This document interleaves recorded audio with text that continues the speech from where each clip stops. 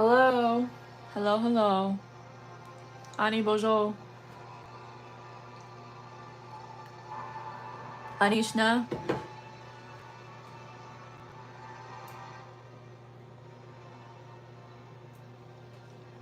I feel like I need to place something on my ceiling that says like starting soon, since my streaming software won't work.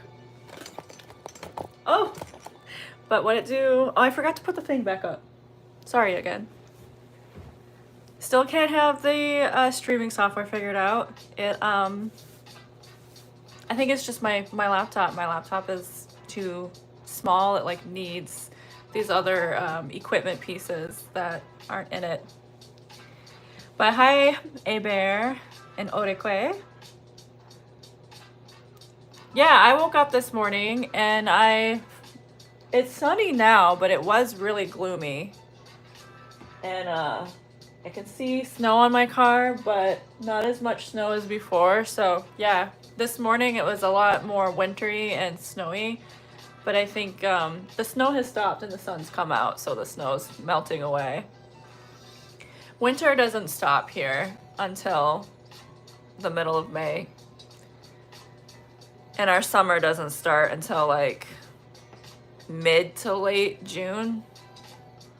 And even then, our summers are kind of cold here, being in the Upper Peninsula of Michigan, so like surrounded by lake that it's like impossible for it to really get warm here.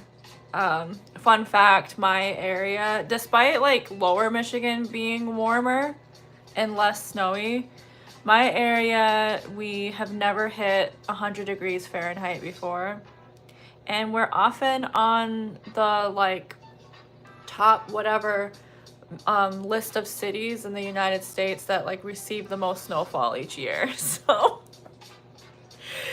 as somebody who hates winter, this is where I live. It is, yeah. That's actually part of why I chose to stream not in my craft room too, because for one, speaking of winter, it's cold, so I have to, you know, have my heater on to heat my house, and the heater is in my craft room, so that would kick on every now and then, and it's very loud on camera. But also, I like the natural light that glows from behind me, that it makes it really easy to see the beadwork, whereas in my craft room, it's kind of like low lighting, and you wouldn't be able to see the beads very well. You too, Orekwe?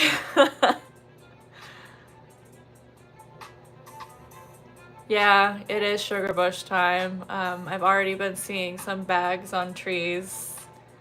That's how you know.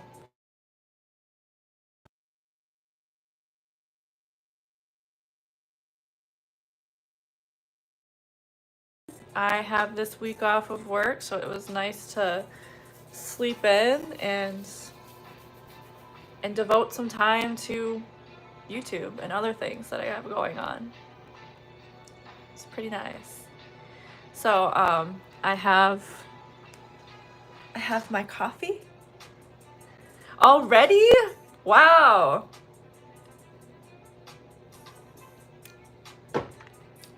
I'm mostly just a crafting native, so I don't do a lot of like the sugar bush or like any hunting. We talked about that yesterday. I don't really do any berry picking. I've gone a few times. I'm mostly the crafting native and the powwow native, I guess. Local powwows. I'm starting to branch out into other powwows. But yeah. With that being said, I brought that up because I don't know a lot about sugarbush and like where we are in this area, but I've definitely been seeing some bags on trees. All right, I'm gonna flip the camera. Recap of where we left off.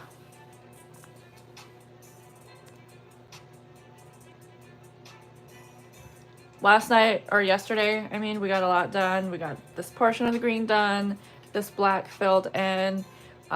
We went around the border and started bordering the design. And now we're gonna finish the border of the design and start going round and round.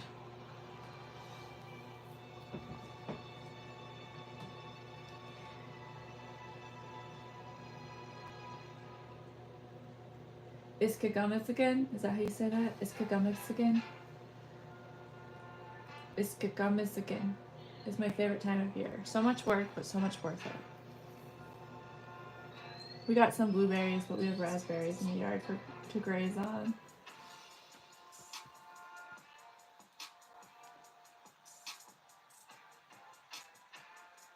People definitely still have their spots and don't share them around here. There's also a really nice blueberry spot that's like close to the res, but nobody can pick it because it's protected land. It's like it's a historical spot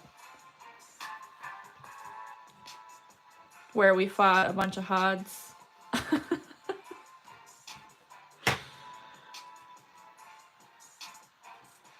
Right. Well, I'm gonna get started. I think I'm only gonna stay on for 2 hours today because I want to get some actual YouTube content filmed. My goal is to spend this week that I have off of my day job to get some stuff going for the tube.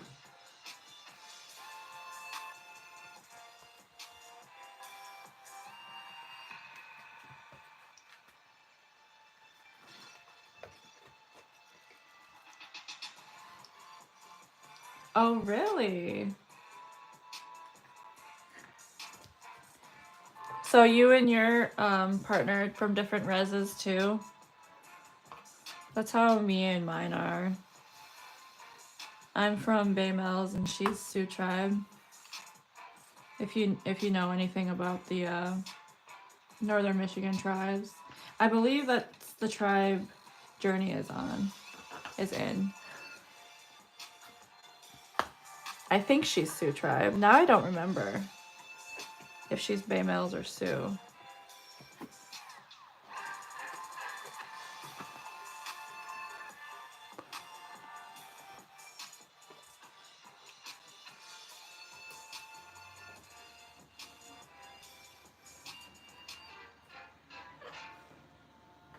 Oh, she is Bay Mills. Okay.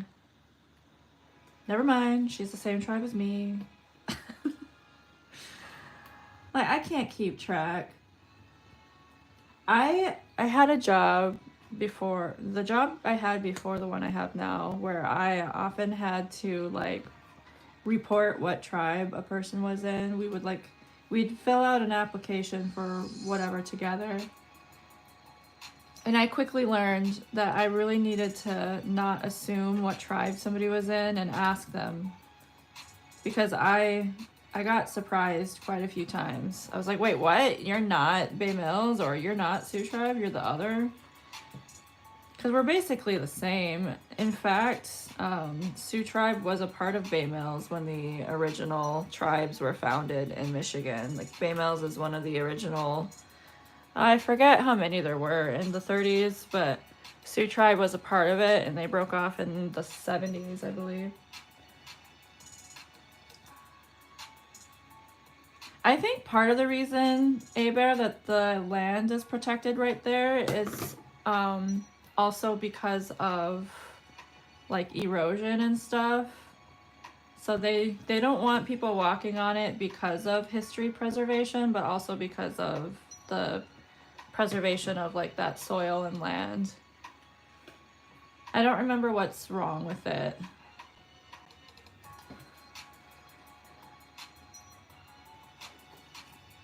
At first, I mean, this was a win for us too. The spot I'm talking about is a lighthouse that's right next to my res.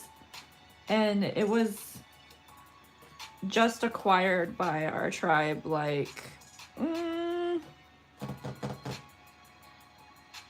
4 years ago. We fought for that land in the 70s and lost. And we ended up acquiring not only the land, but like we acquired the lighthouse. We own and run the lighthouse now. It was a win-win.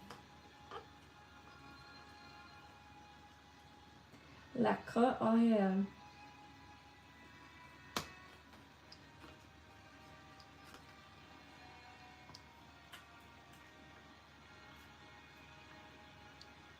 The name of your the name of your partner's tribe just reminded me of like so I venture in a French Twitch channel in Discord. I'm trying to learn the language, and so I like to hang out with like French people and talk with them it's also interesting to just build relationships with people who are different from you, but it also helps me learn the language, right? And so one of them were like curious about me, and they're like, so where are you from? And I tell them I'm from Sault Ste. Marie, Michigan. And they were like, wait, why is it French? Why is the name French? And I was like, are we really having this conversation right now? Because of colonization? They got quiet real fast.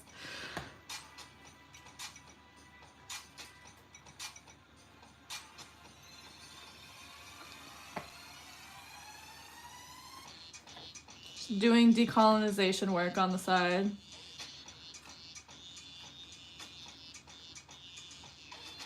Oh, dang it, I have to plug my iPad in. I forgot to do it last night.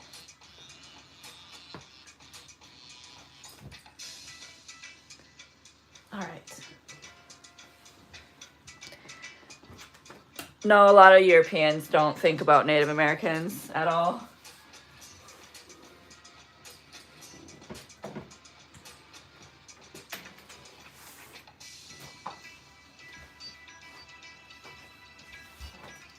Especially a lot of French people are so like separate even from other European nations.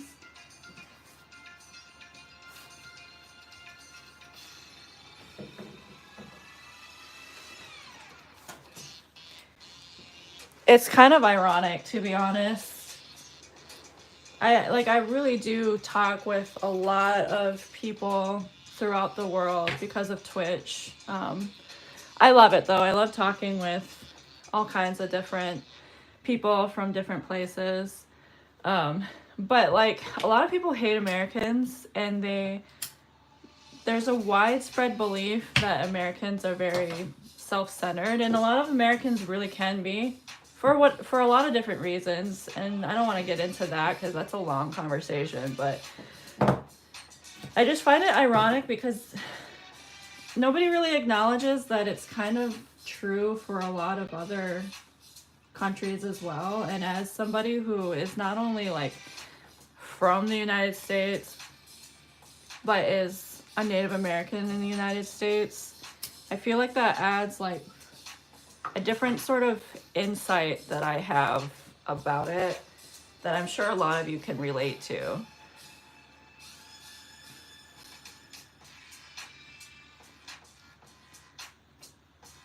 For instance, like a lot of Europeans really feel that they'll make fun of Americans for the way that they do things. Like it's wrong or something, like, I don't know, like how we eat or how our transportation is, or I'm trying to think of some other examples, but whenever that happens, I can't help but feel like, yeah, that's exactly how y'all were, 100 years ago when you didn't like the way that Native Americans did things. And so you forced us to do it your way.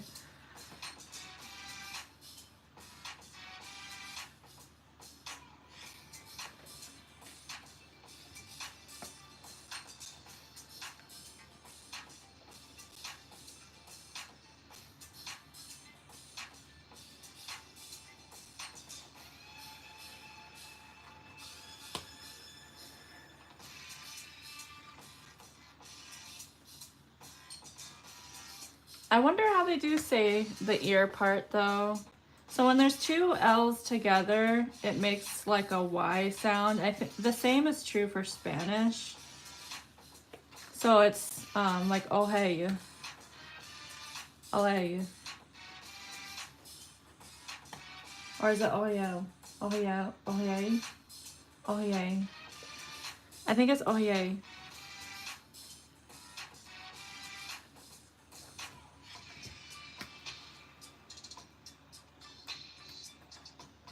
I'm at the point of my language learning journey where I can read French pretty decently, but I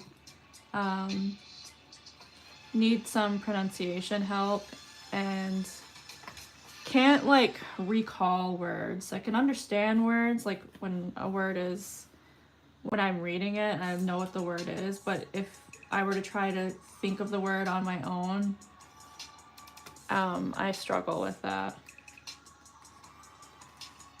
Like, what's the word for countryside? I can't remember. But if I see the word for it, I know it means countryside.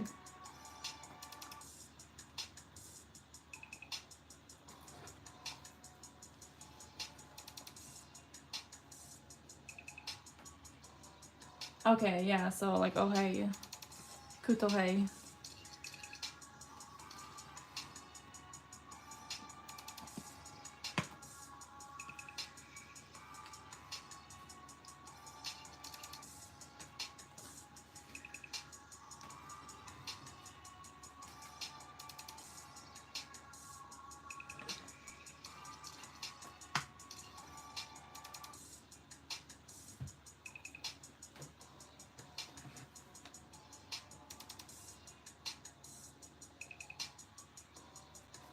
I love seeing what people of color, whether like whatever race they are from,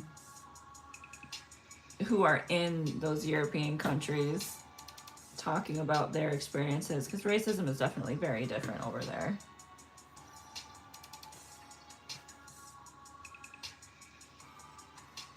And they're not as advanced in the conversation as it is here in America. Like, we talk about how much racism sucks in America and Canada, but we're talking about it more.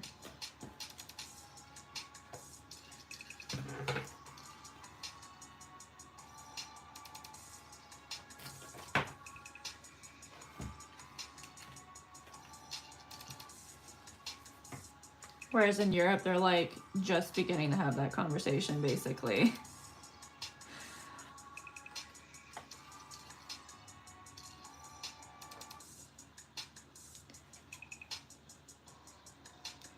They got their name because they didn't they didn't pierce their ears like the other Ojibways. C-O-U-R-T. That's not to cut, is it? No, that's without the R. That's coat. I was gonna say cut ears.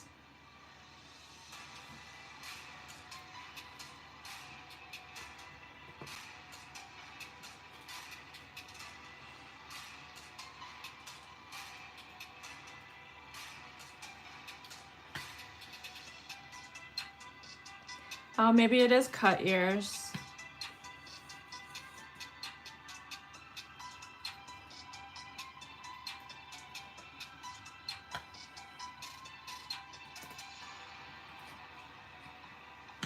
Or no, it's short ears.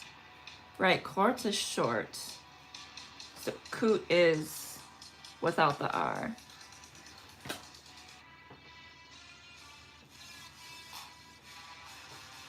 Short ears, yeah. See, it takes me a second sometimes. I've only been learning for a year and a half.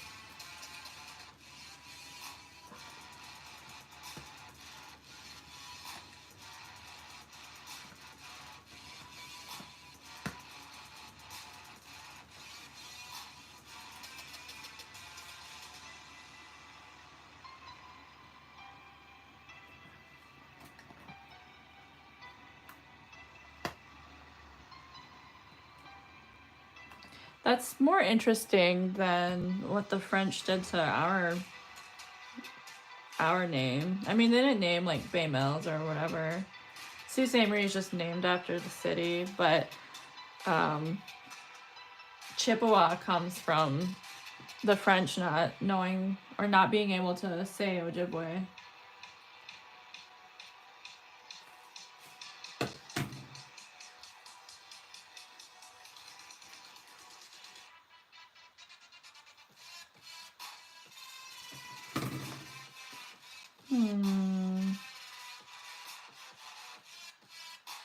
Maybe if I trade these last two out.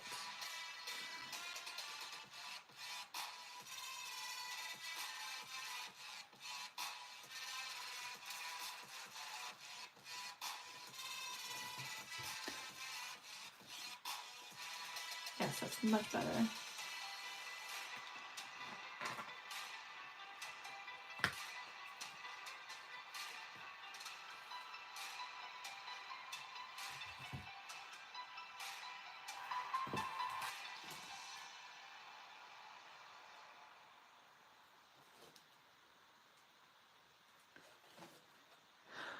All right.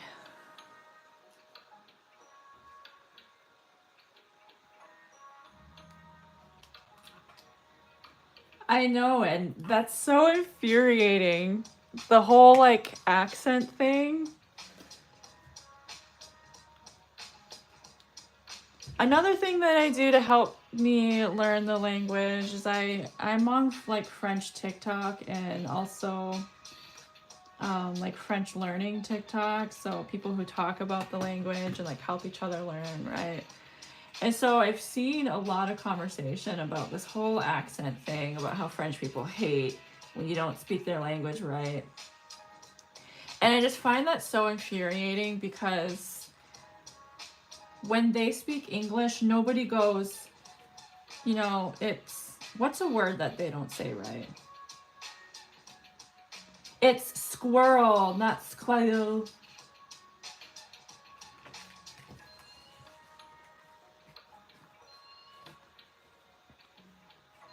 Nobody's doing that to you, so.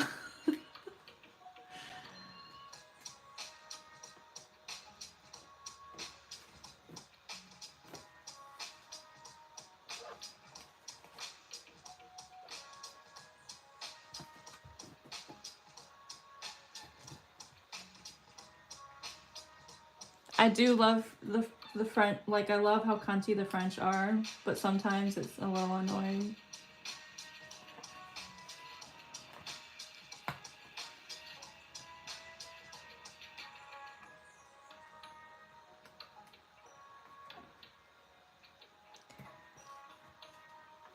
Aw, you didn't have access to Ojibwe?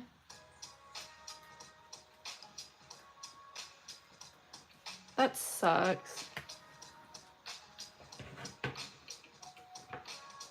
There wasn't very much access to learning Ojibwe when I was younger, as there is now.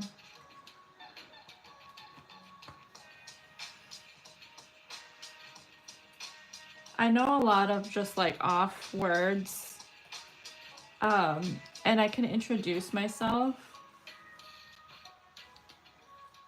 but I can't really form sentences in Ojibwe.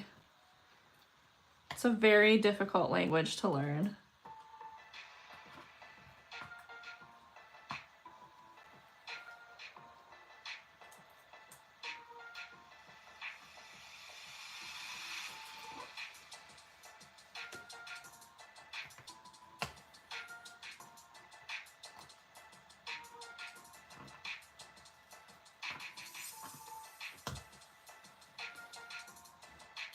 Which is so stupid, right? It's so stupid. How does it not count for a world language? Like, it's so stupid.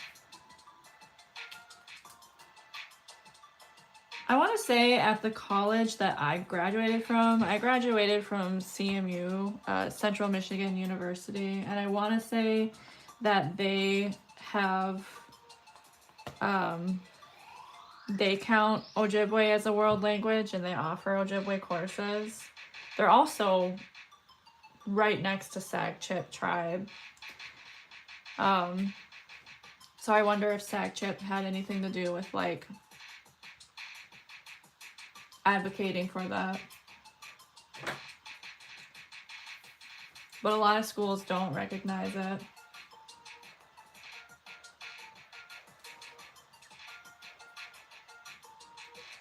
It just doesn't make sense.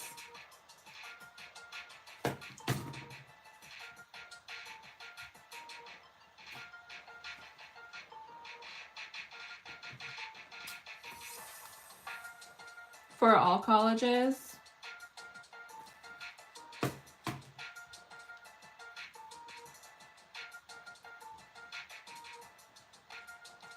I'm so curious what their like reasoning for it was before it was changed though, like why it didn't count.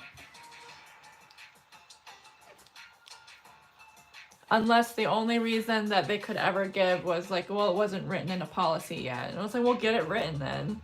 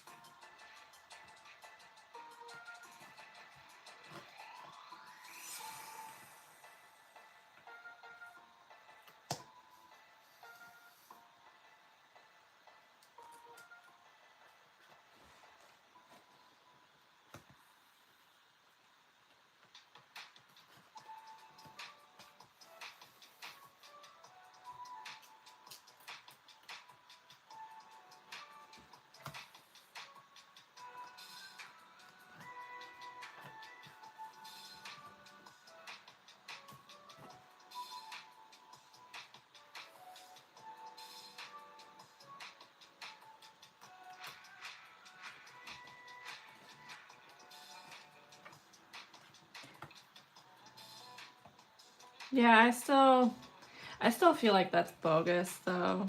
Because it's like, again, get it written then, get the policy written. If you build it, they will come. Like you, of course, you don't have any instructors for it, or curriculum, because you haven't built it.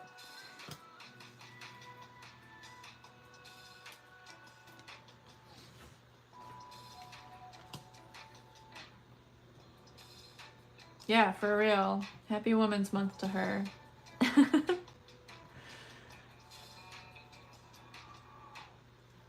Wait, I think, did you say it was even a woman? I just assumed it was. I'm trying to find a comment where you said.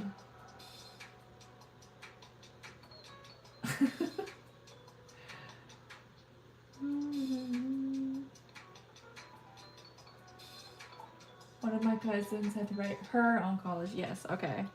Happy Women's Month to her. I was like, wait, let me check that you even said it was a her. The way I just assumed it was a her.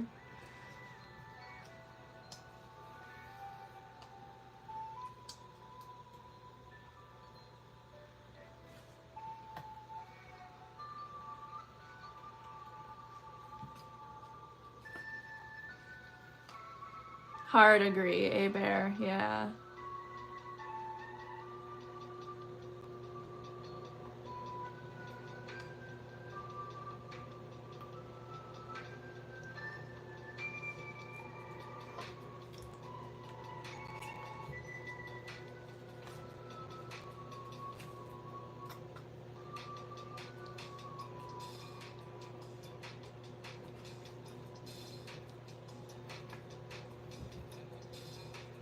Is she still teaching? Like, she's still in the academic system?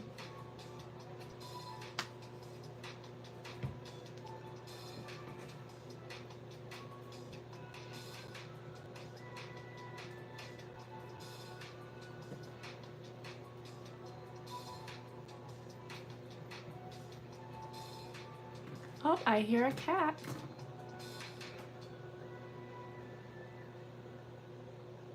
Oh, guess they're not coming to visit me.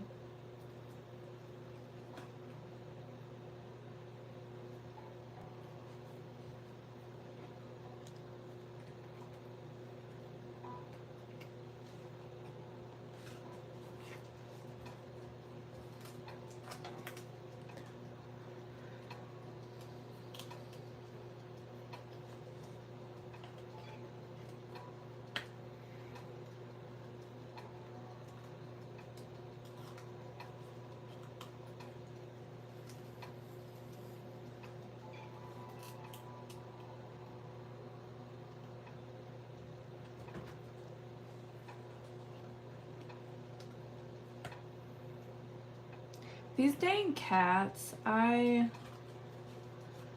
just discovered apparently one of them likes butter.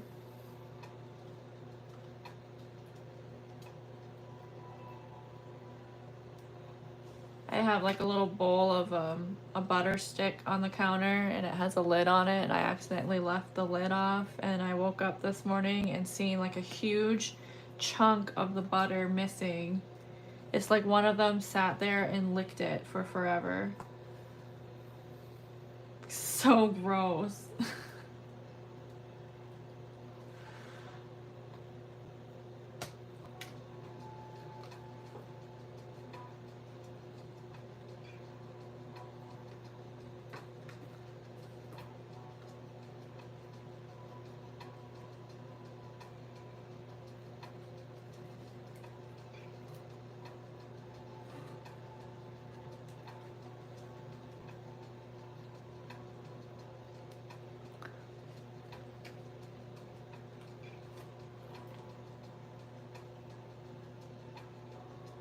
Oh, I see.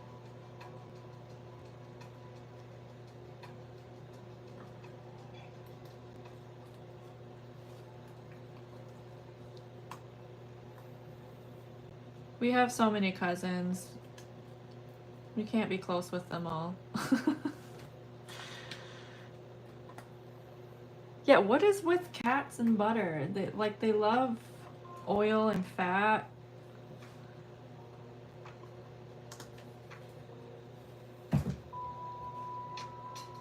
I mean, I guess so do we, but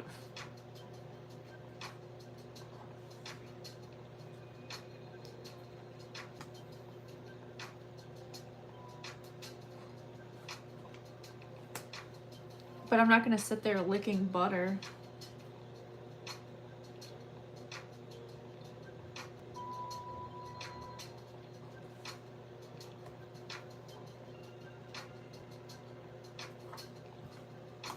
Like, she had to have licked easily like a teaspoon away or a tablespoon away.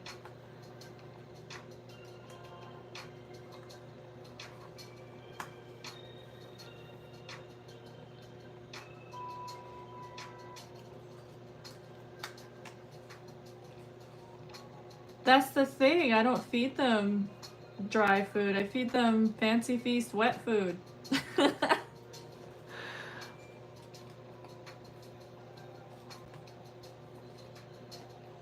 It's like $1 a can.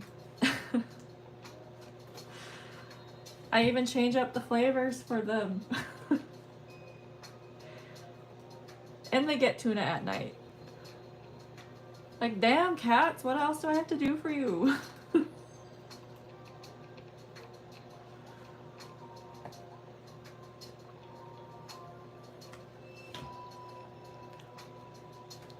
They only get dry food like when I'm out of town, and they go fucking crazy over it for some reason. I don't understand.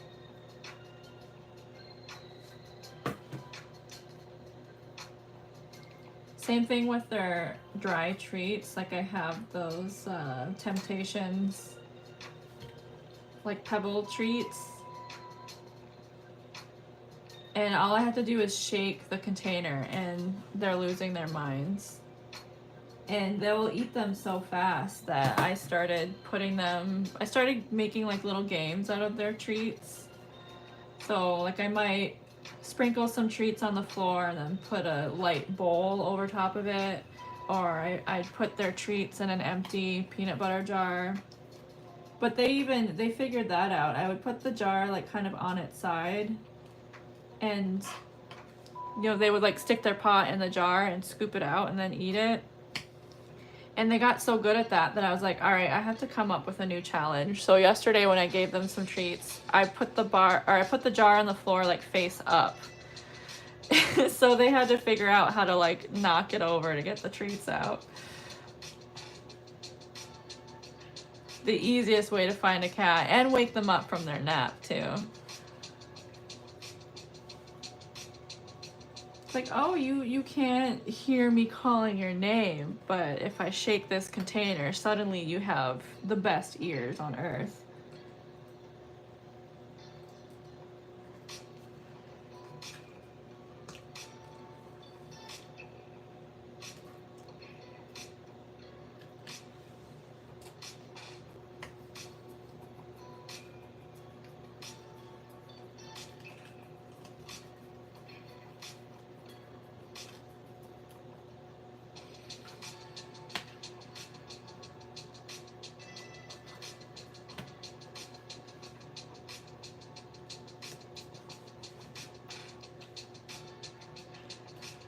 Actually, I'm gonna send this back through and use the longer thread to string beads now.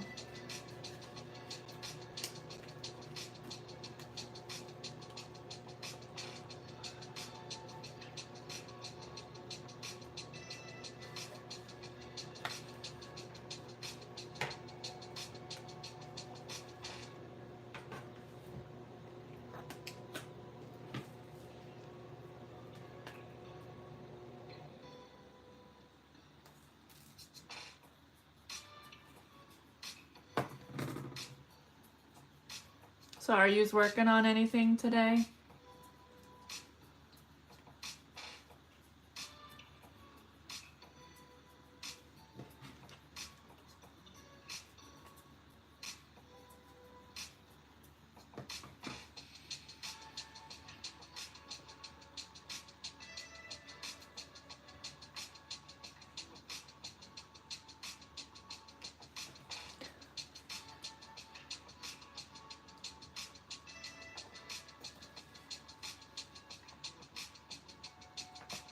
Transport them.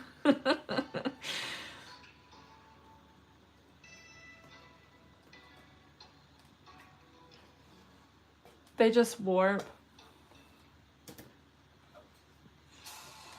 That and a closed door.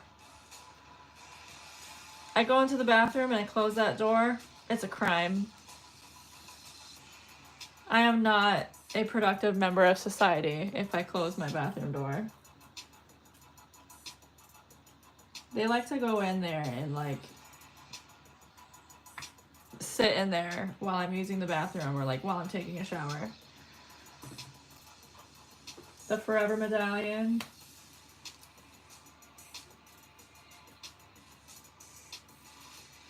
Must be what your Instagram post was.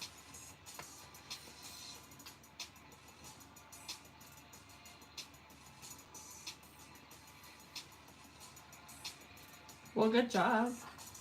Tying those tabs isn't fun either.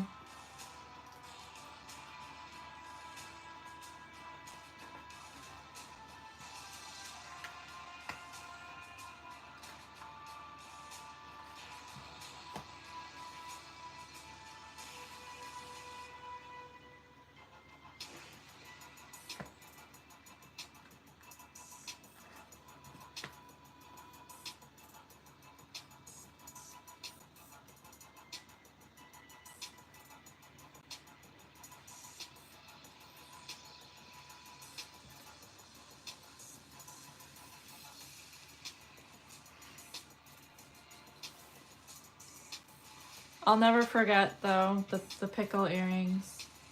And I don't even like pickles.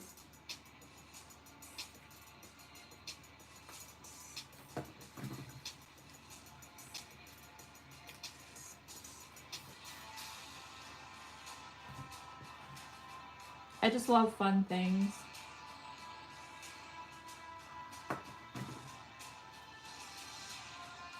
Even though this is a logo, which in and of itself is kind of boring, I feel like this design's kind of fun.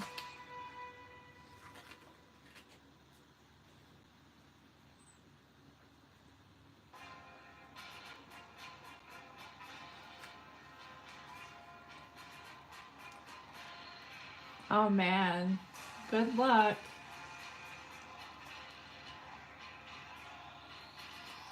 Not that you need luck, but I just know it's a lot of work.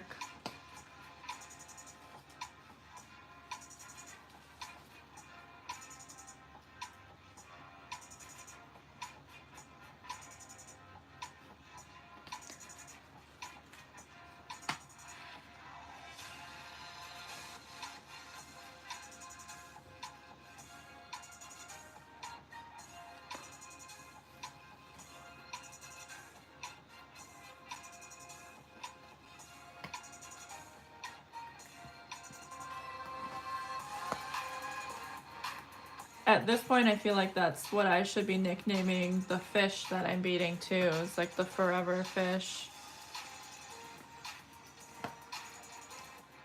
They asked me about it a year ago.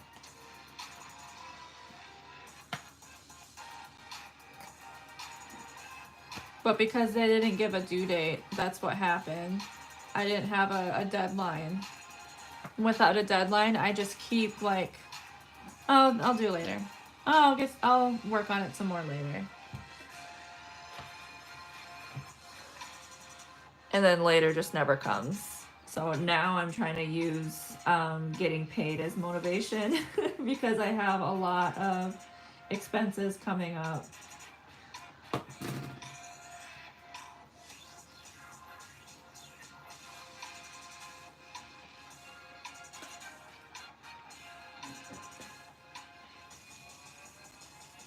Oh shit, I just heard the mail person open and close my mailbox.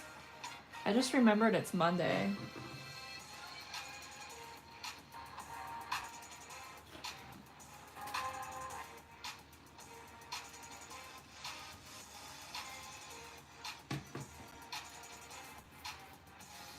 Waking up Ojibwe?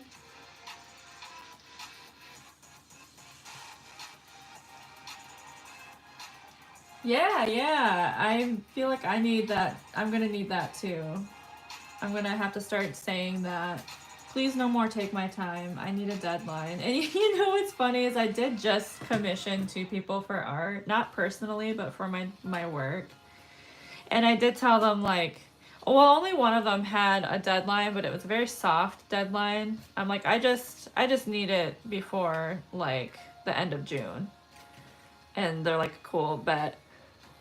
But the other ones, I'm like, just whenever you can get to it. And I wonder if they're struggling getting to it now because they don't have a deadline.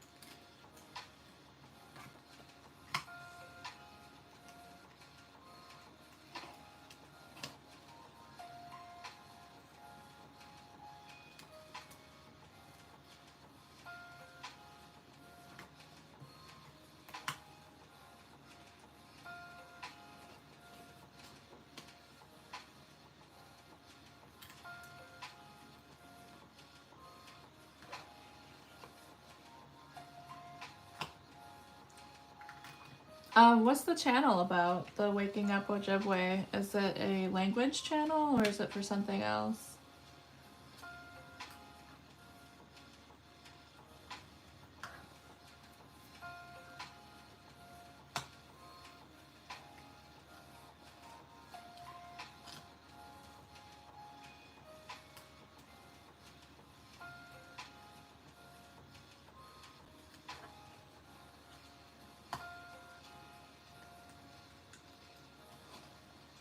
Oh, okay.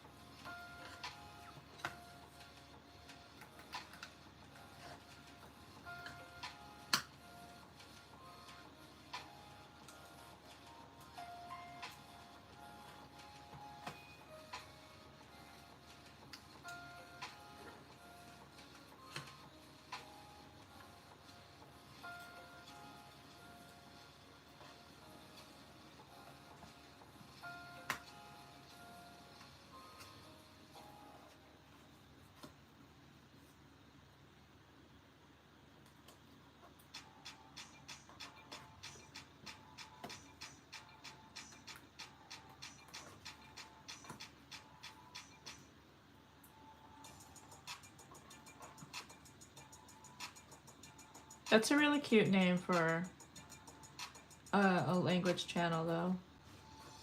Ouch.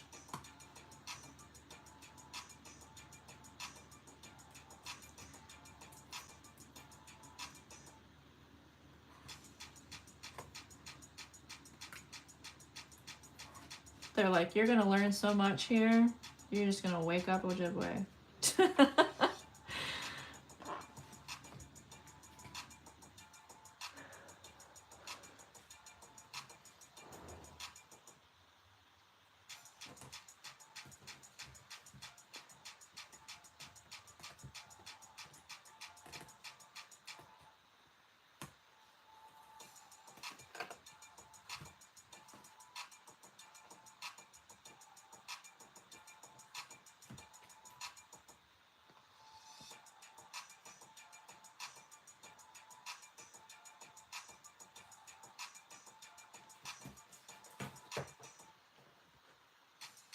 Needle, where are you?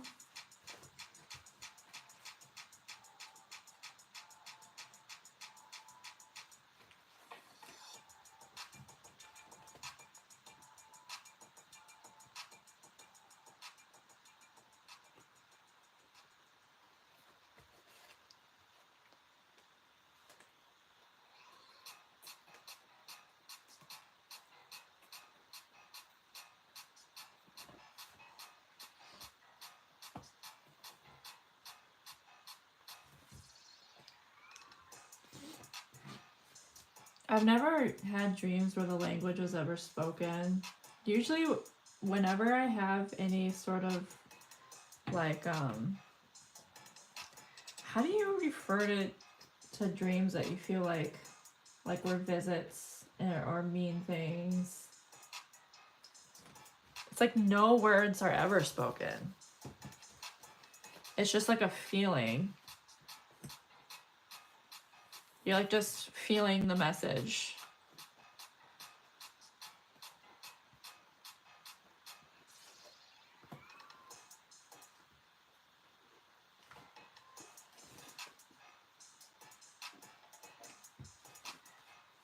I had this one dream that it'll live with me forever. I didn't know like what it meant at the time.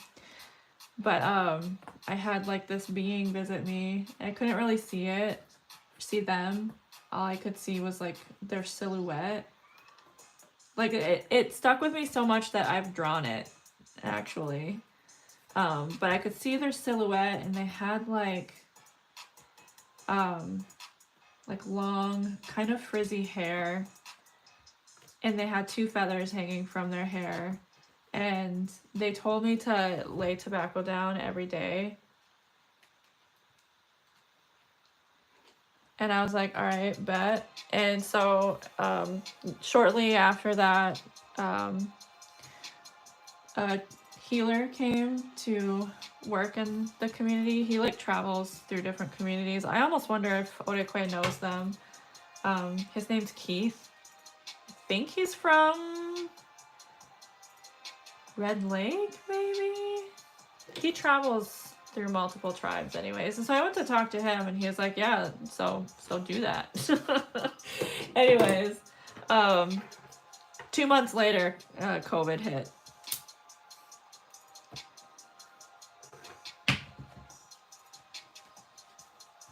Hi, Starbright. Thank you so much.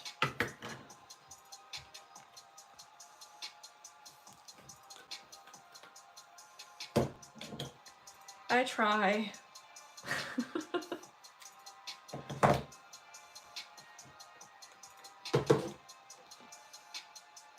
Yeah, because there's like all kinds of just like bullshit dreams, right? But then there's some where you're like, these are like my native dreams.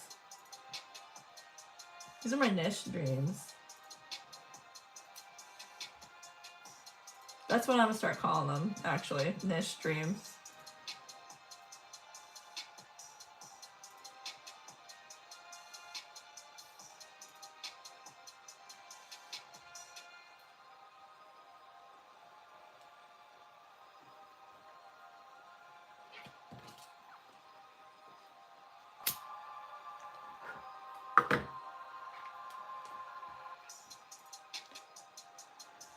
All right, so the outline of the design is done. I'm definitely happy I did it.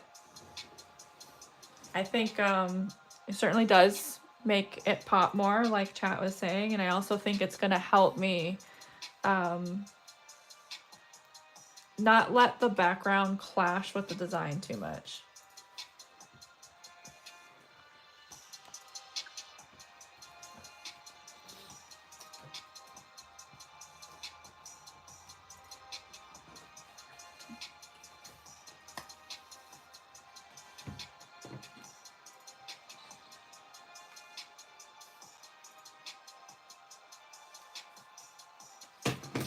I put more black beads in my bowl too.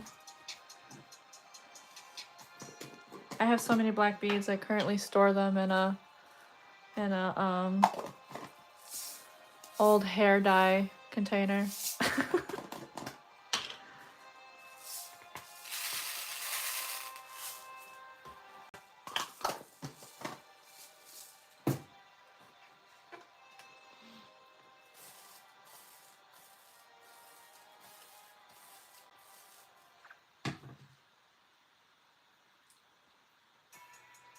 It is a DraftKings logo. I don't really care about like gambling or casinos or any of that. I'm not into that stuff. But this is a commission from somebody else who's going to be gifting this to another person.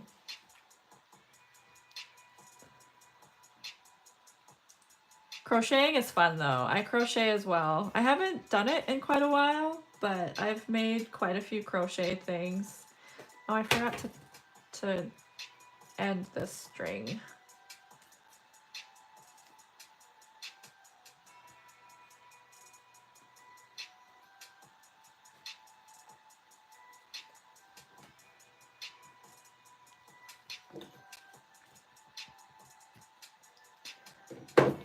Enjoy your breakfast and your beading.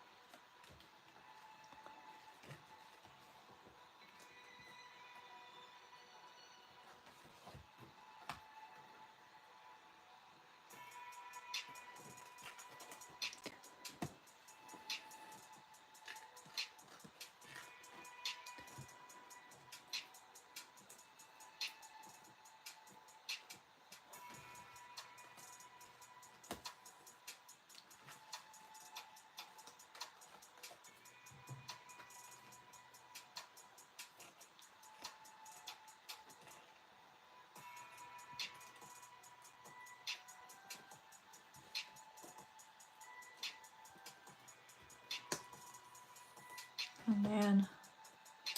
Sometimes I feel like the way I have to grab the needle, I'm gonna break another needle.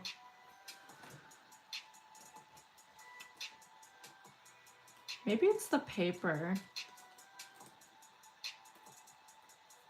So first time actually, no, it isn't the first time I've beaded with this paper.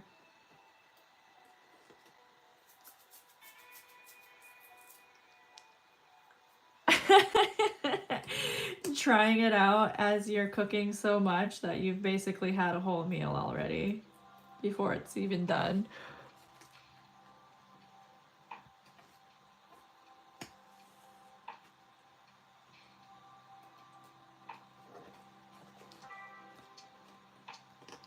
Hi, Elvie. Welcome.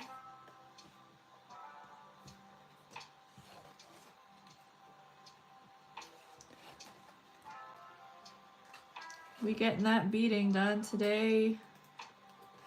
Well, I don't know if it'll be done. It's not going to be done today, but you know what I mean.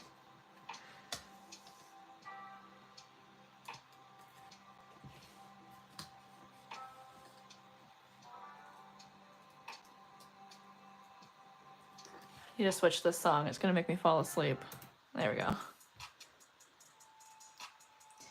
The baby mosquito's mom. What's up?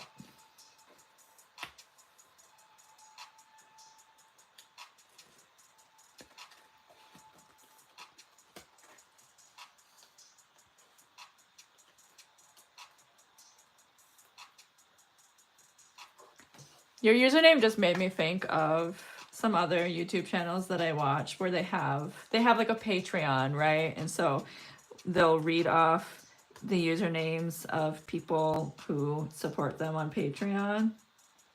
And some of the usernames are so interesting. My favorite one that I've heard so far, somebody's name is I hang out with cats at parties. There's also another good username. Their name is I'm not saying that name on the internet.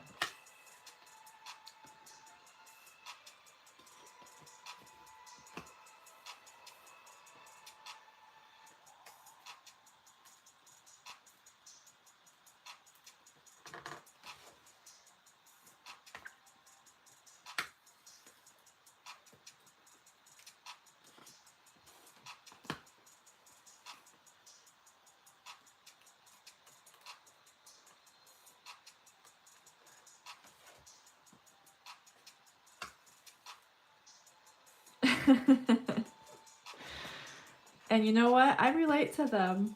I relate to I hang out with cats at parties because that's me too.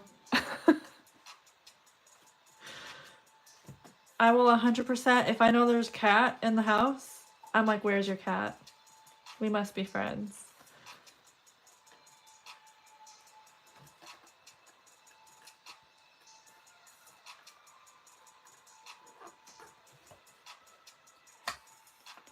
A-Bear, do you really?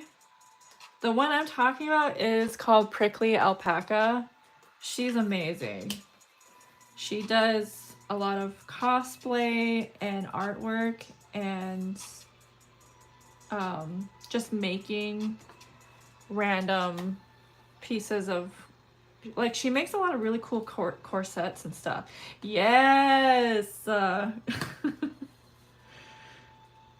I love Prickly Alpaca so much. She is an inspiration for me too. Just her editing style as well, from YouTuber to YouTuber.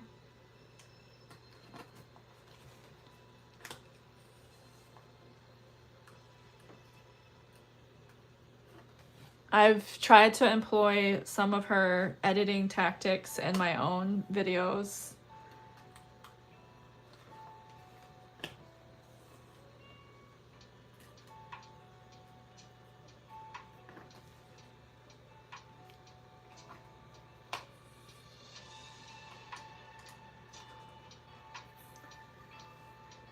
She sucks the life out of you like a mosquito. And mosquito is certainly cuter than, like, leech. For sure.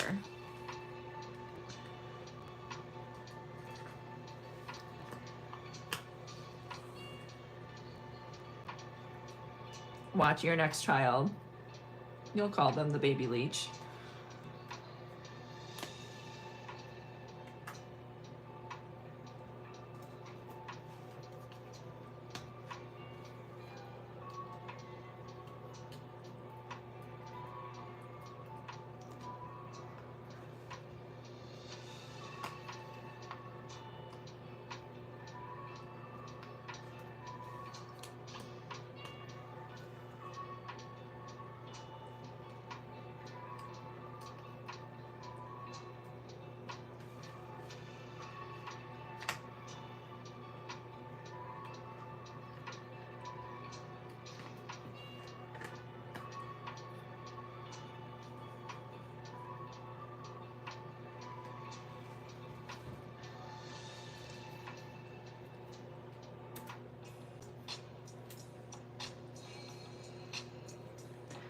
Need a sip of my coffee. Hold on. I keep forgetting about it and it's getting cold.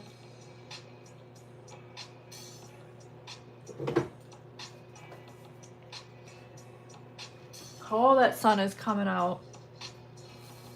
I can hear the snow that fell this morning. I can hear it melting.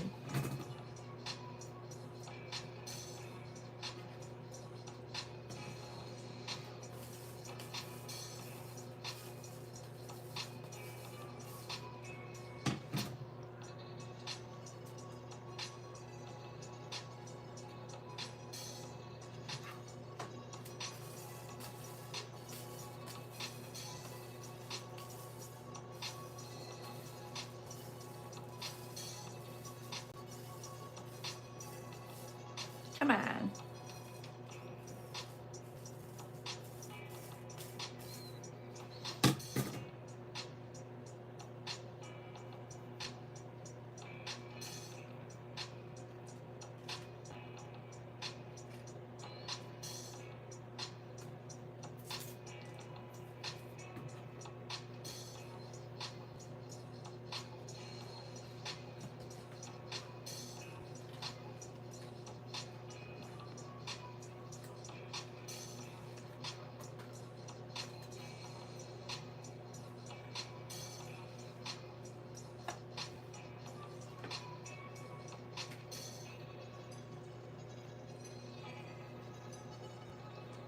I'm working on a fully beaded woman's traditional cape, year 5. I came across your live the last beading session. You're helping me to stay motivated. Well, good. I'm happy. You know what? And you're helping me stay motivated too. This medallion needs to be done by next week.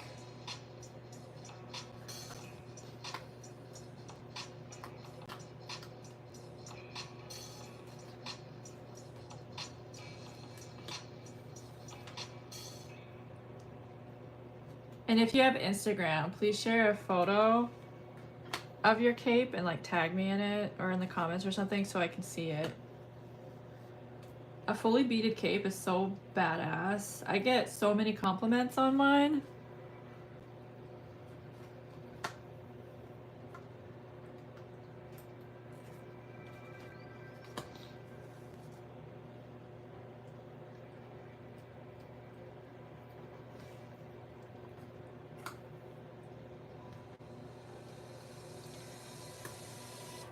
My God, I think I'm gonna have to take off my sweater.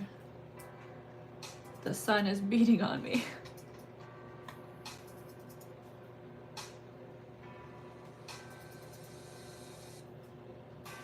Oh no. Yeah, that birch was interesting. I want to do it again. And I have enough birch to do more stuff.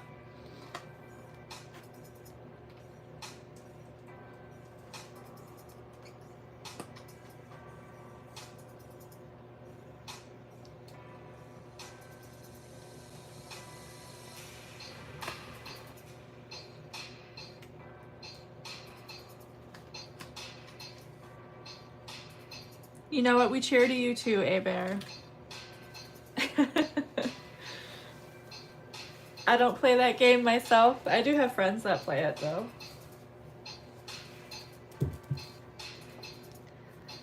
Oh, I had to take off my sweater.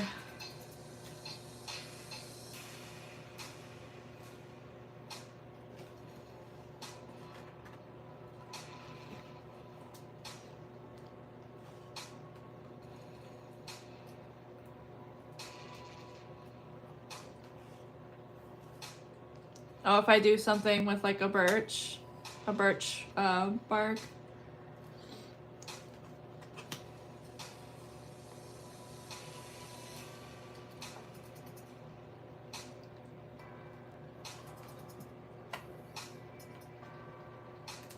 I love doing lives.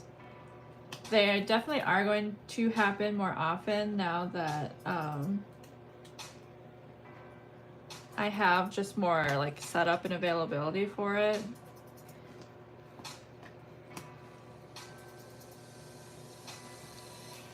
Probably more in the off summer months though. Summer's so busy for me.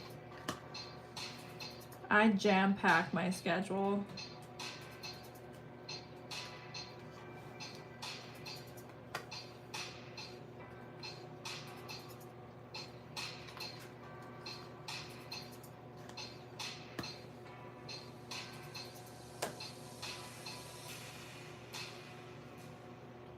Hi, Chico.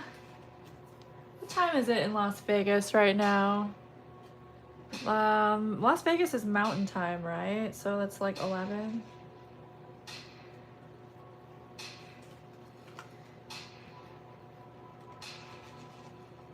A birch jewelry box. Kind of like a birch basket, but like a box in box shape. I don't know how to do like that kind of thing, like baskets and boxes and stuff. I have to put that on my bucket list to figure that out. Oh, Las Vegas is in Pacific time. Okay.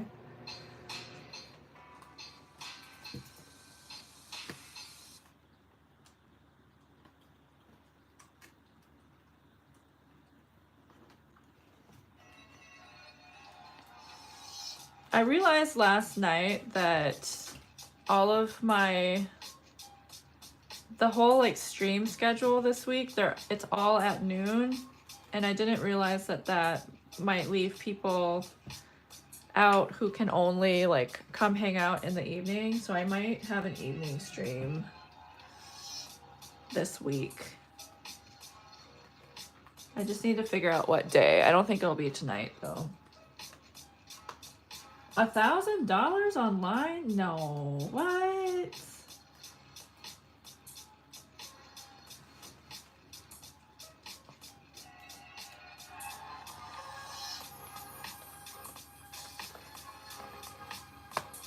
I do so much in the summer though. Like besides powwows, I really like, I go to a festival every year. It's a week-long festival.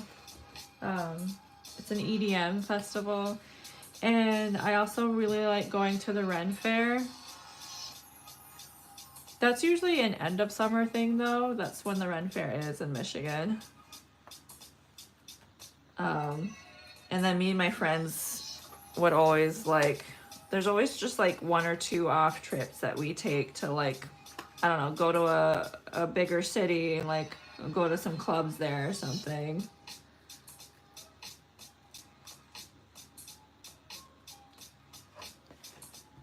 I'm a really big nightlife person and there just isn't much of a scene here.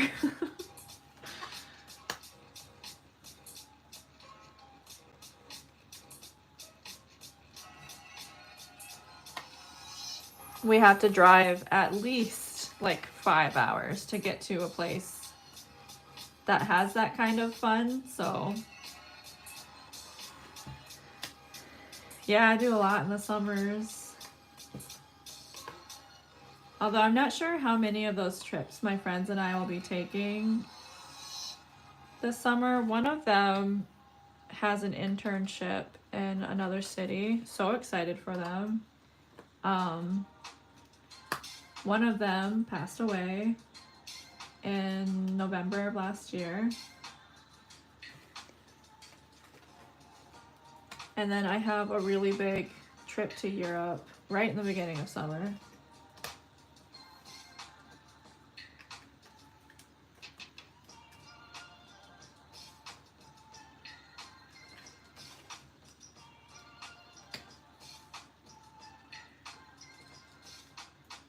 Oh, okay, yeah. Yep, I'm up in the UP.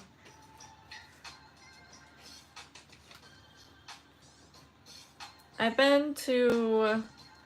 haven't been to the Thumb area very many times. I've been to like Port Huron.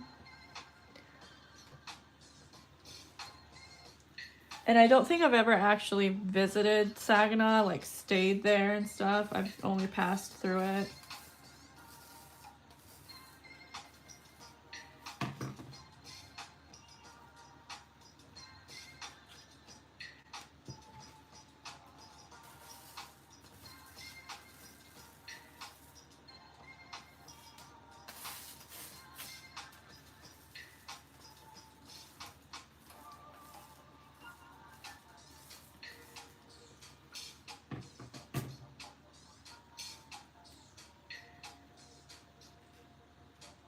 I hear that a lot. I'm still sick of it.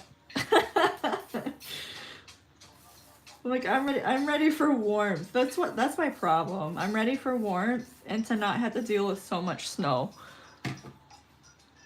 We get an abysmal amount of snow up here.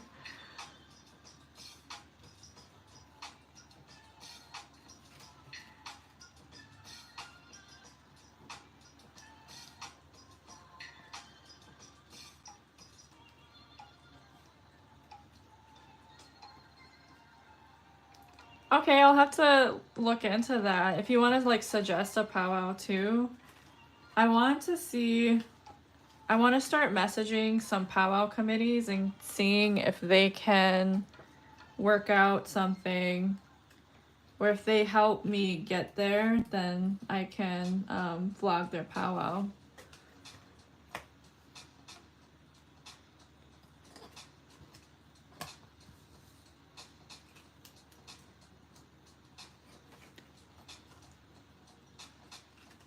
So at this point, if I don't have help from the powwows, I'm not going to be able to really make it. I don't make enough money.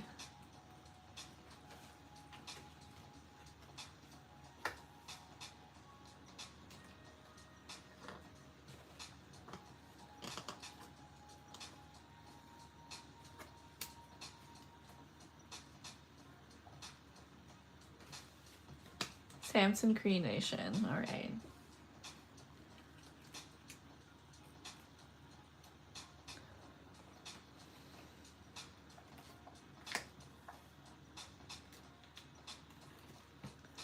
I'm gonna have to like type that into my iPad or something so I can remember that. I always tell myself, you'll remember this.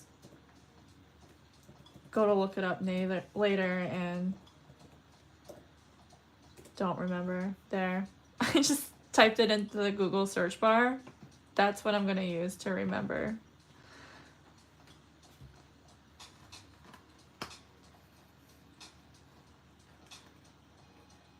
So bad with names.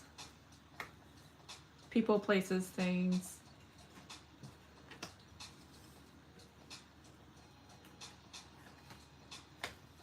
It's part of the reason why I want to learn another language too. It's because I feel like it's like working out my brain muscle.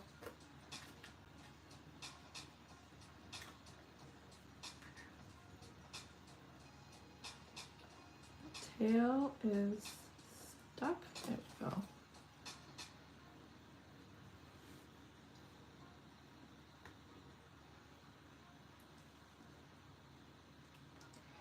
$83? Oh wow. See, that sounds beautiful to me unless I'm in regalia. That's the one thing temperature-wise that I like about my area is the powwows are bearable when you are a dancer. Anywhere else I'm struggling. Last year we went to a powwow that is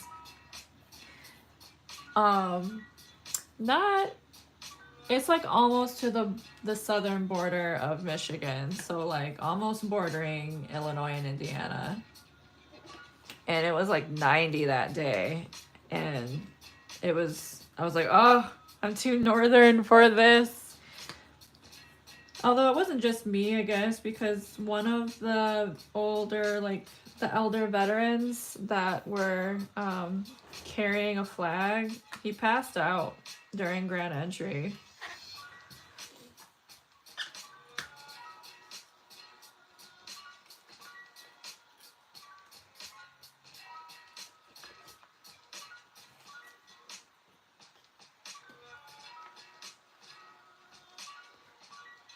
Four degrees Fahrenheit or Celsius?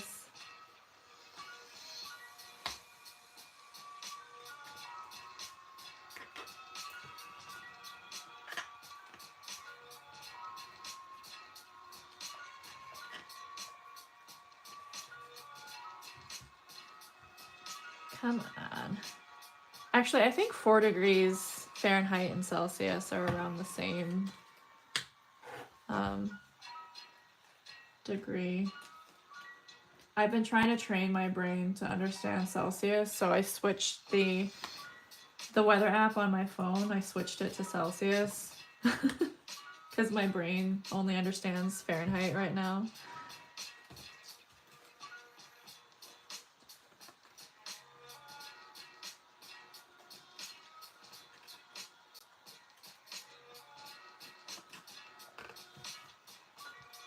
Sorry, because like Canada mostly uses Celsius, right?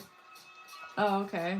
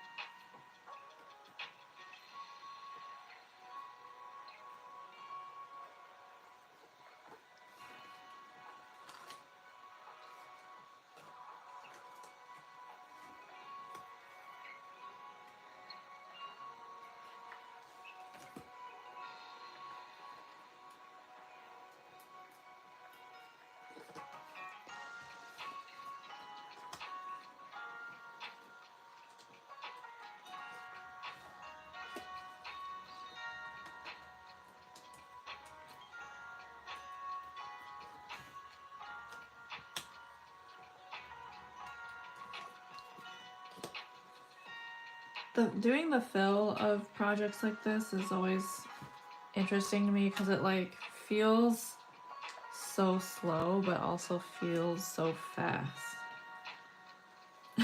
Can't explain it.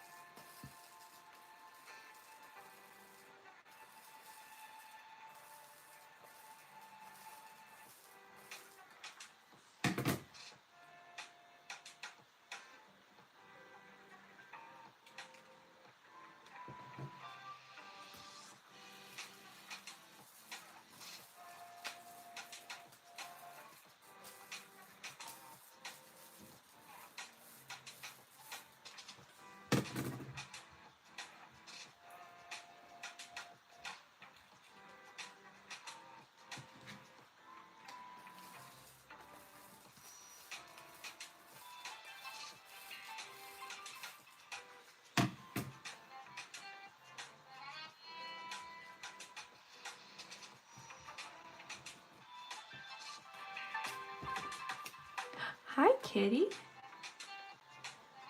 Sorry, there's not very much space for you up here. No. Let's not. Stay over there.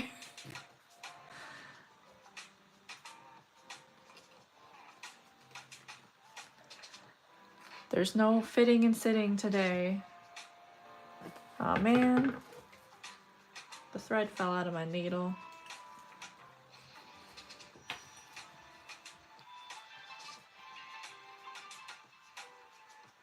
You know what? It's almost spent anyway. I'm just gonna... I said no fitting and sitting. You don't fit, so no sits. Where is it? Right here.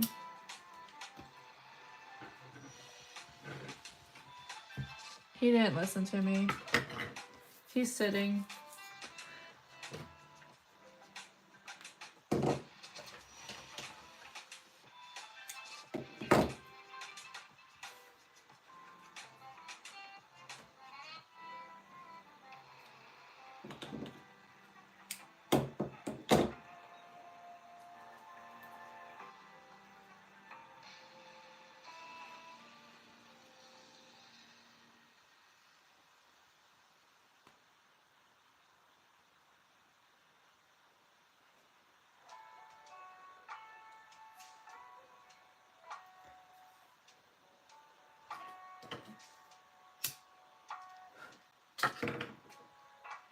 Do you want to say hi, Noodles?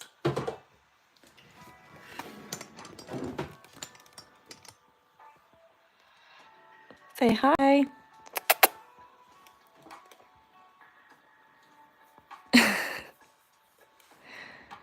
If I fits, I sits, he says.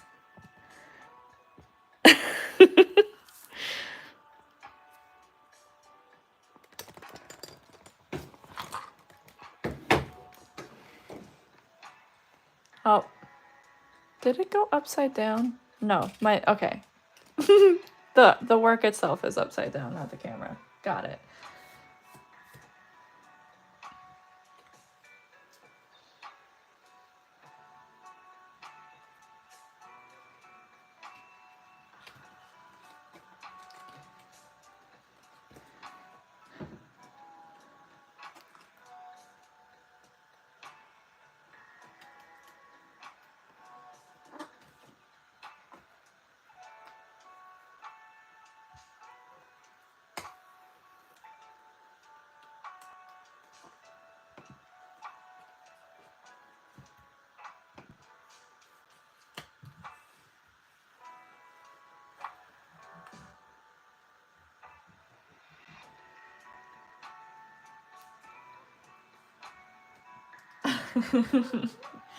You're like, I can't handle anything, any distractions, nothing from you right now. Oh, well, hello. We have another visitor. Where is she? Right there. Hi. What are you doing? Are you jealous because your brother's up here? Oh, dear. Okay. I don't know about you both. All right. Okay. I guess we'll deal with it for now. My bosses insist on sitting right next to me. They're micromanaging is what they're doing.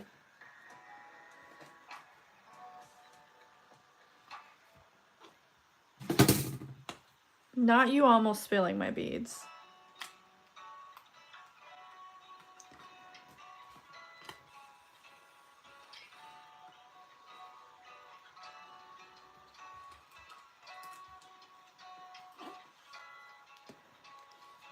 She is so fun. She's very talkative. That was Spicy. My other one is Noodles. Noodles only really talks when you're about to feed him. In that case, he's screaming at you.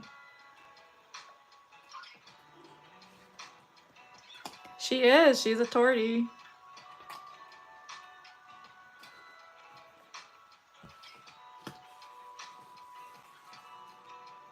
She's got that tortitude for sure.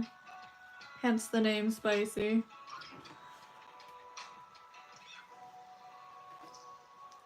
She's trying so hard to fit, like be comfortable, but she's impeding my space.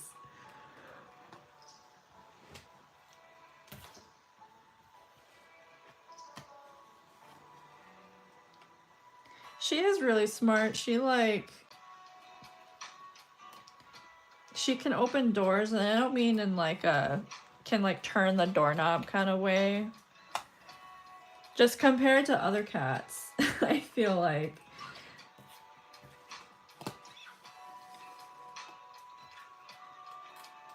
she's much better at like figuring things out.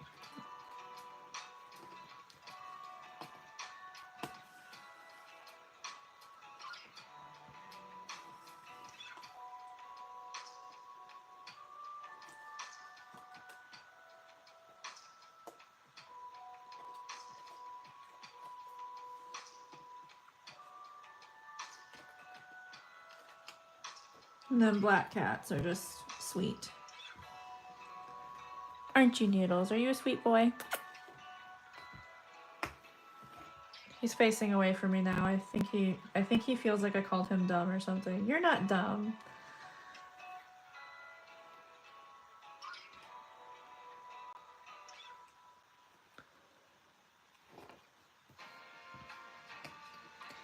Spicy, you're making this more difficult for me.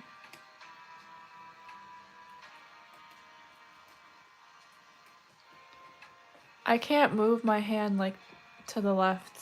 She's like pressing up against my hand.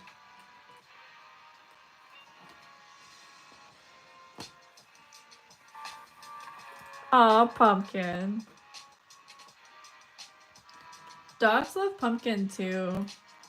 I learned that when I wanted to make my own dog treats one time. I don't have any dogs anymore, but most of my adult life I've had dogs instead of cats.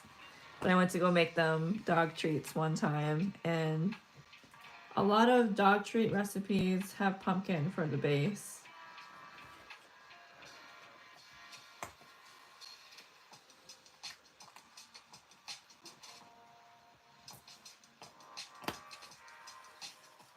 I definitely think Spicy is the suspect in the butter licking though. Yeah, you heard me. Are you licking butter? I feel like you were.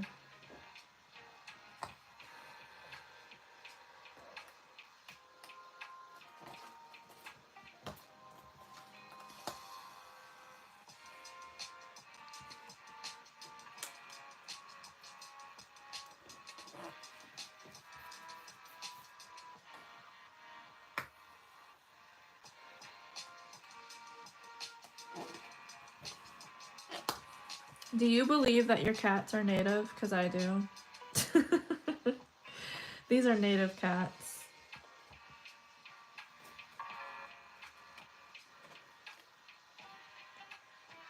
These cats are indigenous.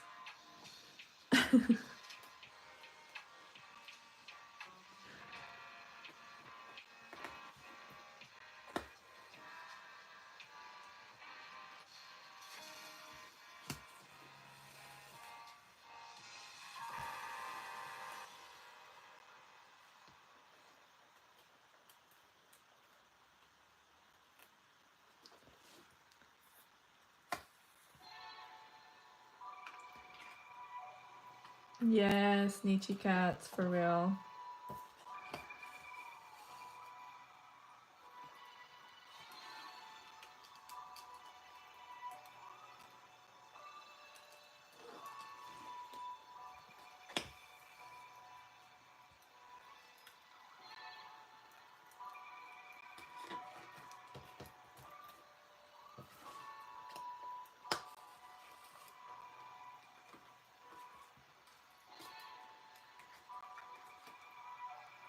It just reminded me.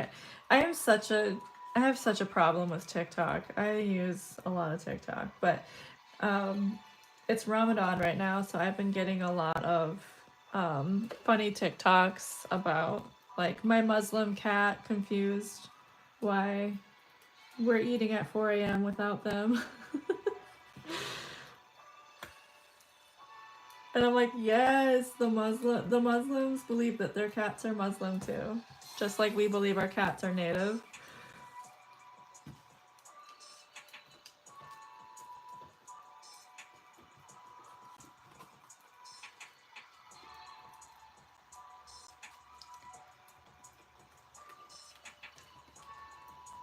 I got into a playful argument one time with my friend about his dog.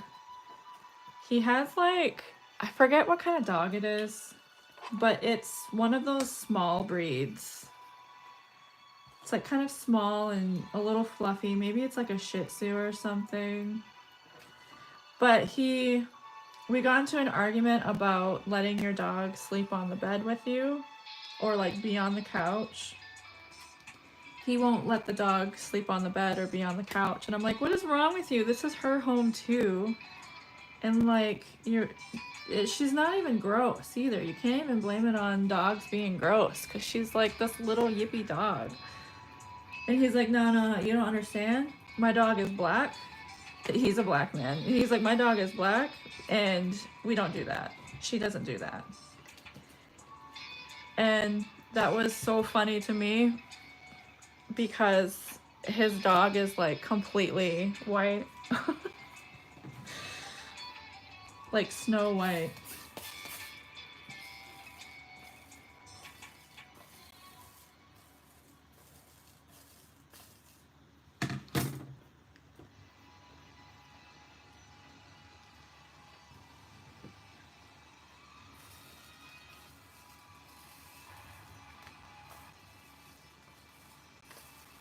Our poor animals, we're all just projecting ourselves onto them. They deserve it though. Licking up all my butter.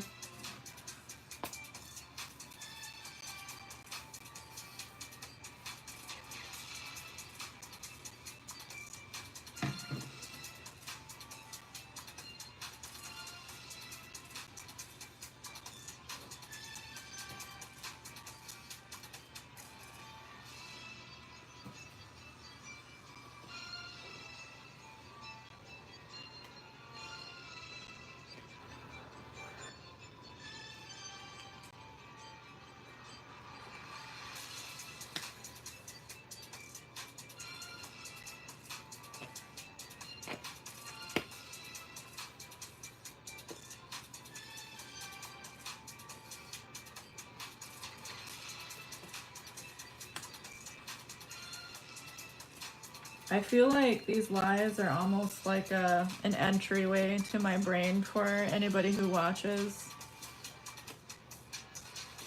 I'm sorry if y'all don't like to talk about random things. I really do constantly think of the most random shit. They are so safe. Cats are so... And I think it's because, like,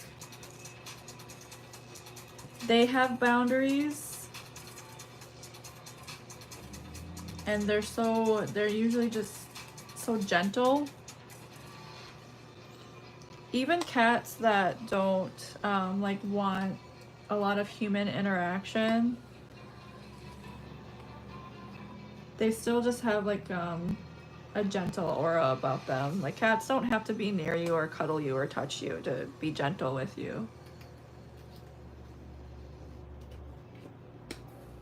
It's like even just existing in the same space with them can be calming.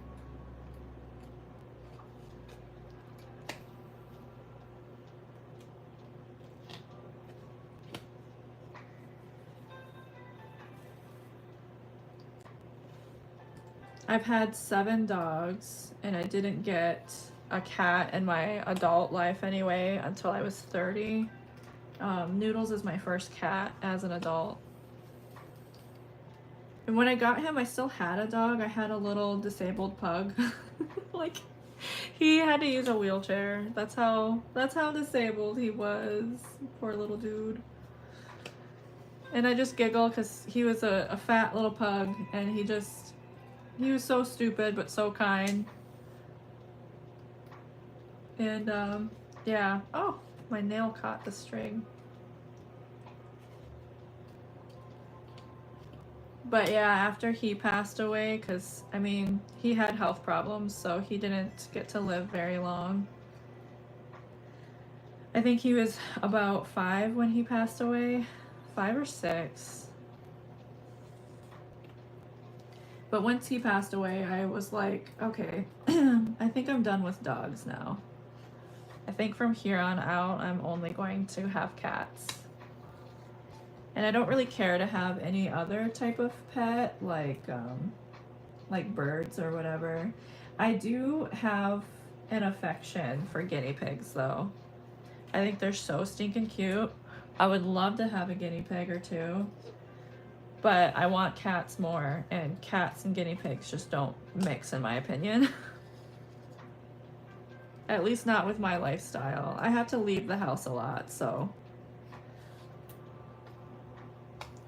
I can't leave guinea pigs alone with cats or find a babysitter all the time. Anyways, yeah, I told myself like no more dogs from here on out, and then I met my partner and she likes dogs more and wants dogs. So I'm gonna have to get another dog someday, I fear. I am struggling with this thread.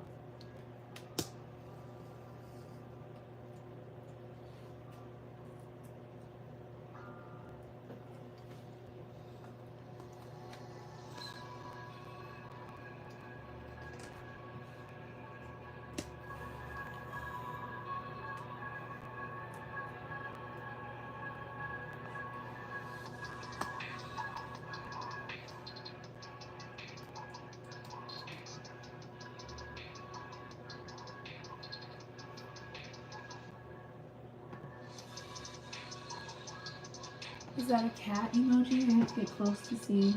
It is, okay.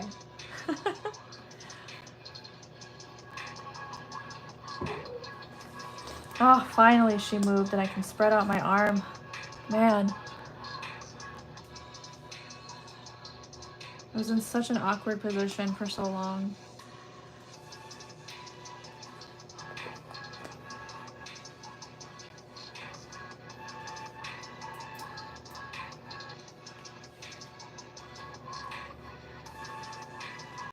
That way you go before it.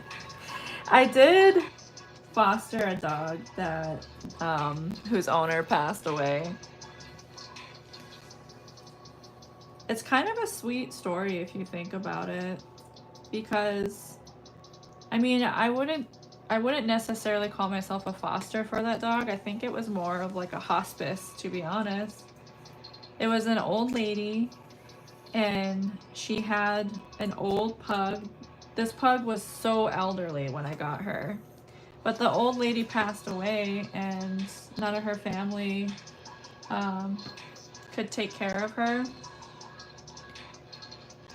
And at the time I was dating somebody whose aunt was a dog groomer, and people would often use her as a resource for finding dogs homes. So she asked us if we could take this little pug, and we did, and we had her for about 6 months before she passed away.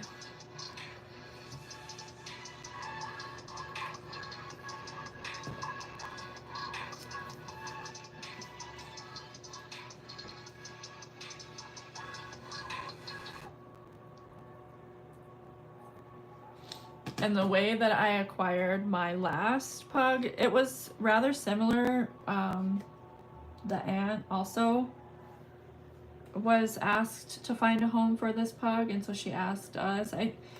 We had a pug to begin with, and so because of that pug, anytime a pug came up, it was like we were the ones contacted. So I've had 3 pugs in my day.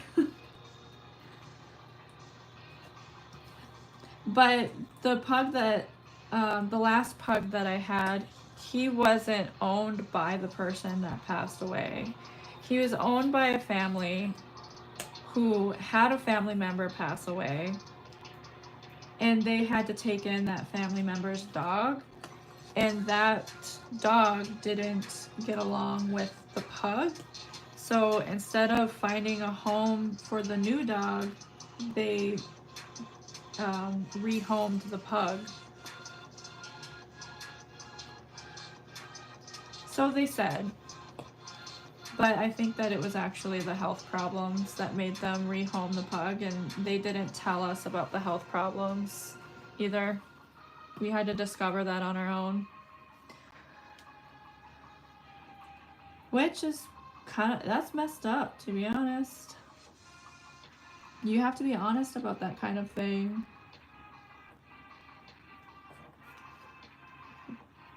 Otherwise, to me, that's like a blatant disregard for that animal. Because what if you rehome that animal to a home that can't handle that?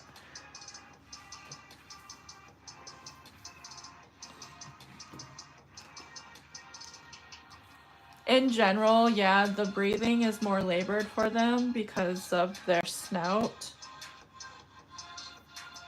None of the pugs I had necessarily had issues with it though. They just in general can't breathe as well. The health issues that this pug had was he had some sort of hip issue that he was born with, and it later, he wasn't paralyzed when we got him, but it later led to his hind legs being paralyzed, and that also affected, the paralyzation affected his ability to like control his bladder and his bowels. So not being able to control his bladder eventually led to kidney issues, and he ended up having like a kidney disease and later died from his kidney finally giving up.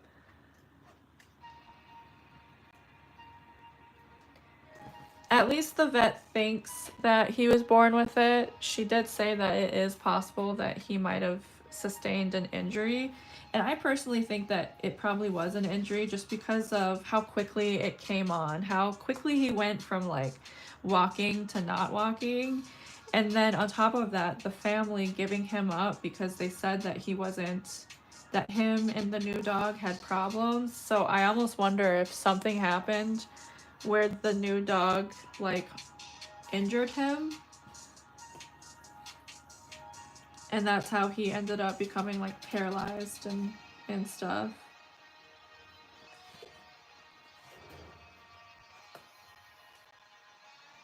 But he did live for quite a few years with me. I think we had him see, he died in 21, and I think we got him in like 2017 or 2018. So like 3 or 4 years with me.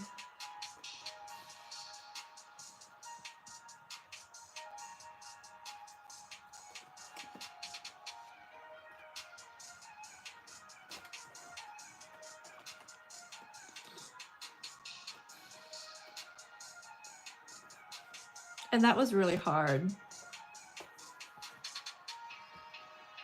I was constantly having to clean up after him. I had to bathe him every week. Vet visits, I had to help him pee.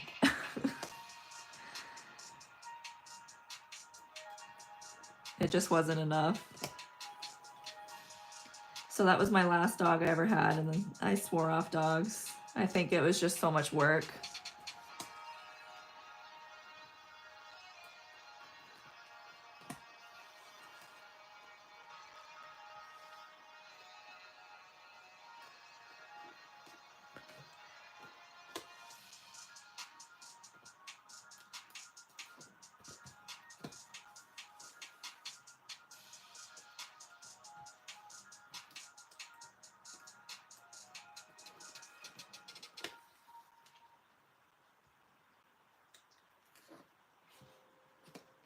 And to think about how that family gave him up instead of the new dog, it also makes me question a few things. Because like they said that he didn't get along with the new dog. They really placed the blame on him, and maybe that's true. I don't know. I wasn't there. But I had him for quite a few years, and in that time I did have him around other dogs, other people, other animals, like cats as well. He was never anything but sweet. It makes me think that the new dog had a problem with him, and I don't know. Maybe they felt like, maybe the new dog had issues and they felt like those issues were too great to try and rehome. Like maybe they felt like they needed to deal with it.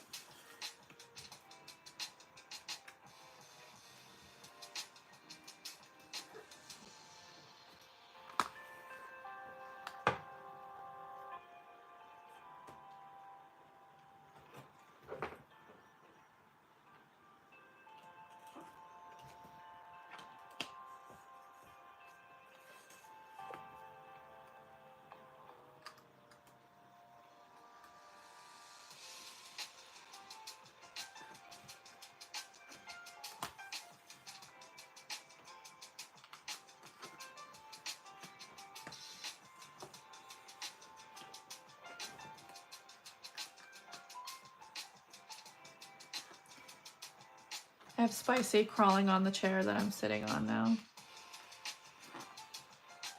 She's resting behind my back. You know what? I'm starting to think she isn't here to visit me. I think I'm just in her viewing spot at this time of day. She's like, all right, listen, on Mondays at 1:55 p.m., I sit here and you're in my way.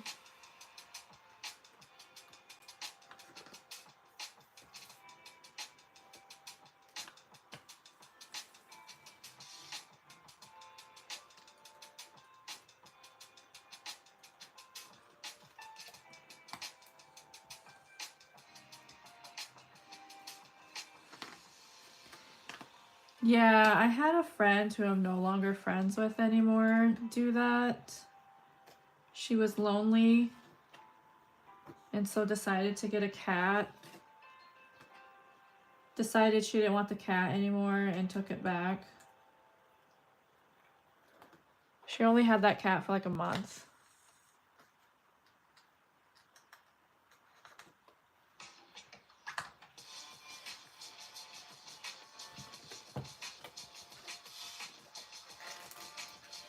And I did get my first cat through, like, during COVID. But there were some other things that were going on in my life that made me want a cat. It wasn't necessarily like COVID loneliness. I had wanted a cat for a long time, but I didn't because I had a partner who claimed to be allergic. And I say claim because they also said they were allergic to dogs, but had no problem having dogs. And we were splitting up, so I was like, you know what? I am getting a dang cat. It's about time I am allowed to have a cat. It just so happened to be around COVID.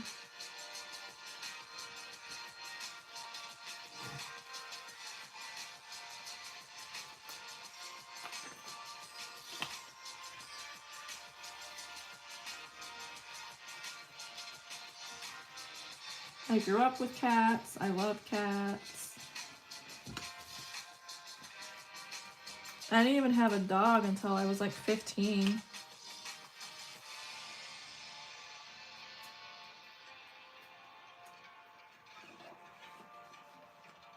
Actually, no, I lied. We had a dog when I was like 9 or 10, but we didn't have it for long because the poor thing caught parvo and passed away like really quickly. I think we only had that dog for like 6 months.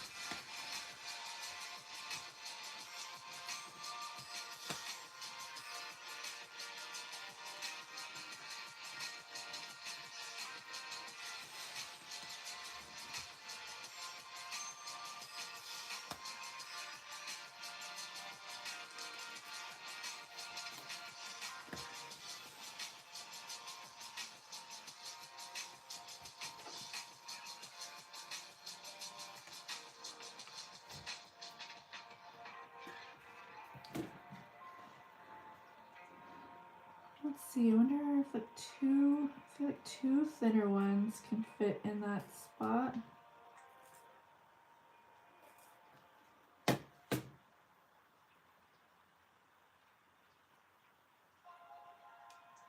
Yeah. I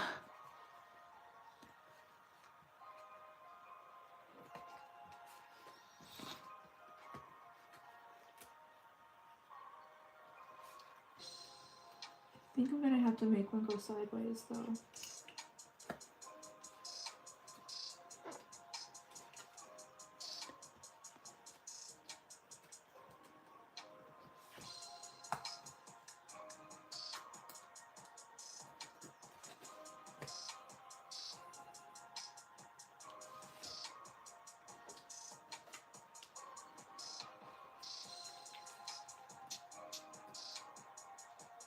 I think. I don't know if a sideways one is gonna fit there.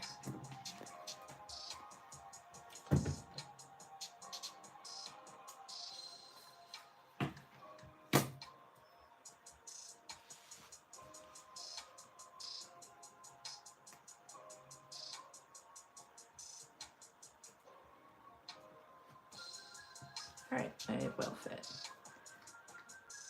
Sweet. I really struggle with leaving gaps. But it fits, so it sits. I feel like it does kind of make this string a little more visible though, which sucks.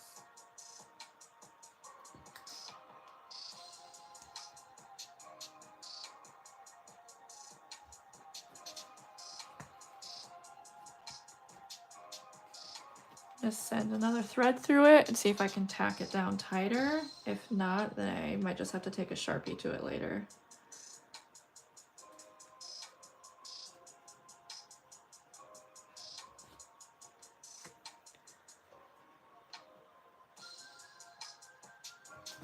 All right. So on this section, instead of continuing to go round and round, I think I might just get going on filling up this section.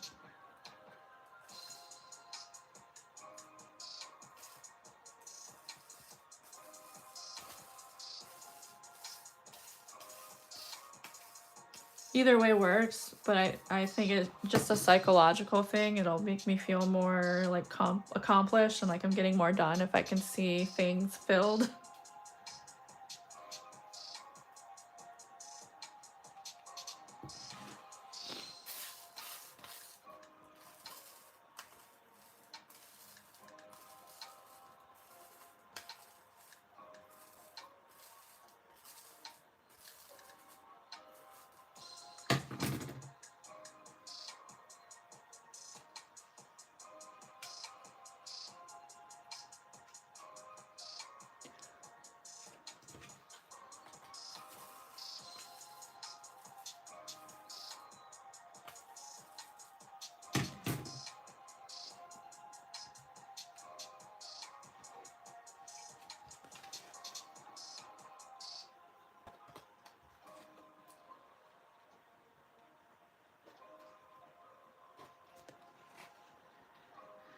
Okay.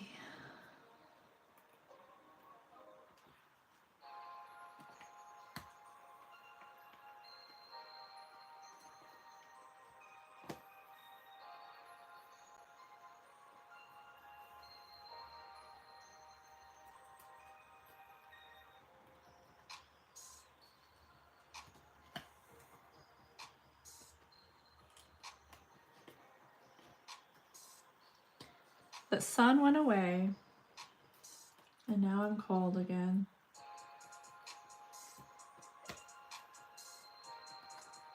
I was like sweating in my sweater because the sun was beating on me, and now I'm cold because it's not beating on me anymore.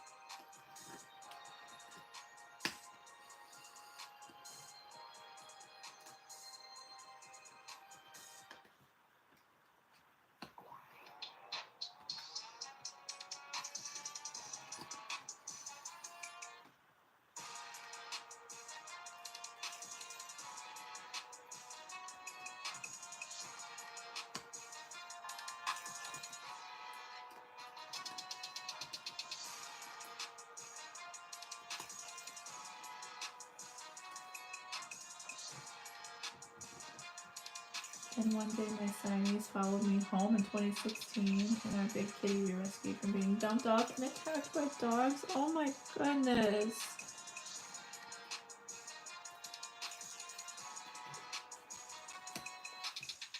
Dachshunds are so stinking cute. My partner had one.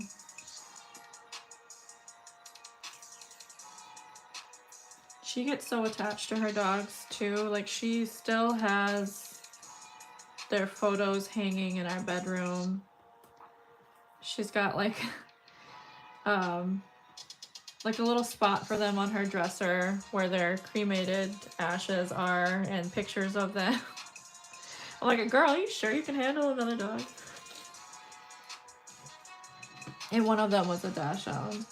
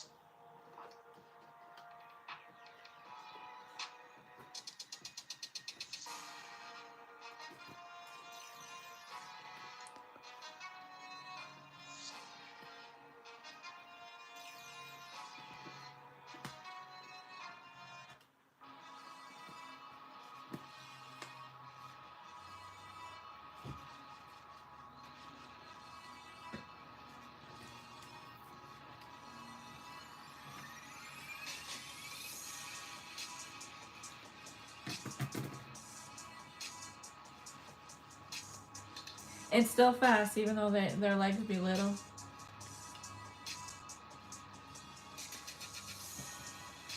Let's see, my first dog, well, the first one that had like the parvo, and we didn't have him for long, he was a husky. They are so rambunctious, them huskies. And then my first dog that was like mine was a Pomeranian. He was a little shithead. He loved me, hated everybody else. He tolerated like my family members that we lived with, but again, loved me, hated everybody else. I couldn't have him around anybody. He would bark at them, try and bite them if they got anywhere close to them. Like, he was such a butthead. And I think that's just where I learned that I'm not a very good dog trainer. I'm just a cat person at heart. I shouldn't be responsible for training a dog. So all of the other dogs that I've had have been like acquired. They were older and like trained already by the time I got them. And then next I had a golden retriever, a blonde one. His name was Stuart. He was adorable. He was afraid of his own farts. He was afraid of doorways. Any kind of, it didn't have to have a door on it, just any kind of like walkway. He would like stop and pause in front of it and then dash through it every time. He was also afraid of floor heaters. And he lived a long life. He didn't finish his life with me. A lot of my animals had something to do with like partners I had at the time as well. And this dog was originally theirs. Then we split up and the dog stayed with me.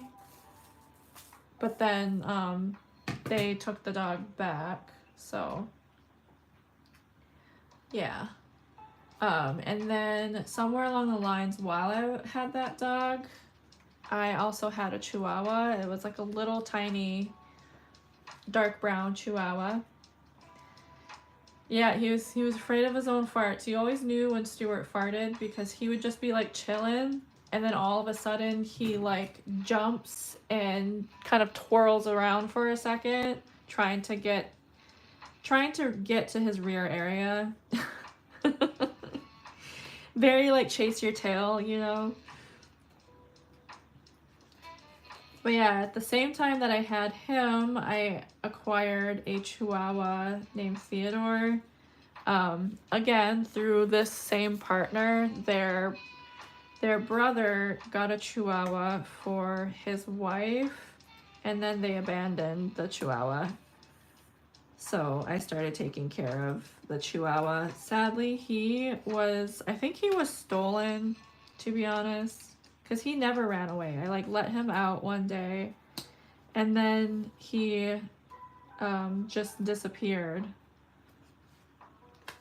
At the time, I was living on the res, and I had no issues with my dogs like staying in the yard. But I definitely think a little kid or somebody like stole him, because he ended up on the other side of the res, drowned in somebody's pool. And to me, that's just so suspicious.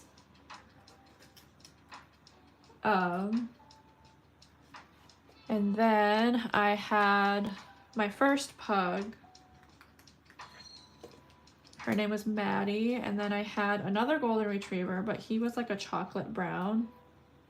And he was also super sweet. He wasn't like as quirky as the first one, but oh man, I love golden retrievers so much. They're so sweet and goofy. And his name was Jack. And then there was Ellie Mae. She was the pug that I had for like hospice. And then the last pug I had was Bugs. He was named by, I don't think I named any of these animals except for the Pomeranian. I named the Pomeranian Maingan, which means wolf, and I don't know. I thought he looked like a little miniature wolf, that's why I did it. It was kind of funny, honestly, to see like a little fluffy shithead Pomeranian named after like a big majestic animal.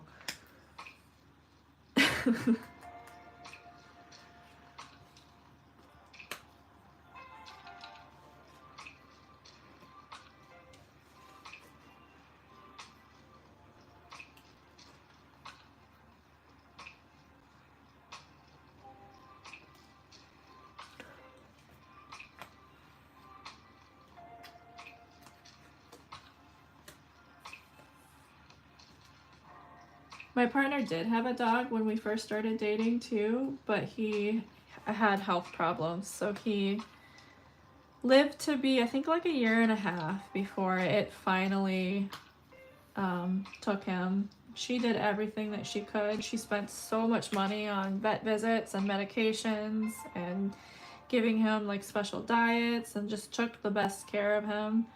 But he had, I forget what it is. He had a few things. I know one of them was a blood disorder. He had something wrong with his blood. And there was one other thing, and I really don't remember what it was. But yeah, he ended up passing away when we were together for like, I think we were together for like 4 months at that point. So he was never like really my dog, but I did help her take care of him a little bit. I watched him when she was out of town and took him to the dog park and stuff for her.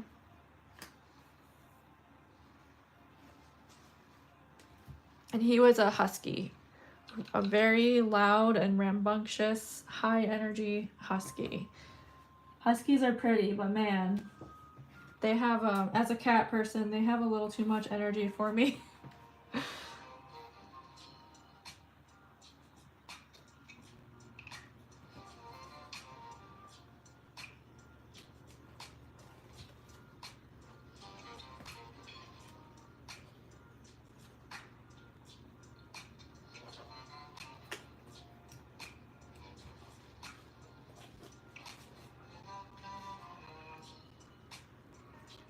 Wait, what is going on? Here we go.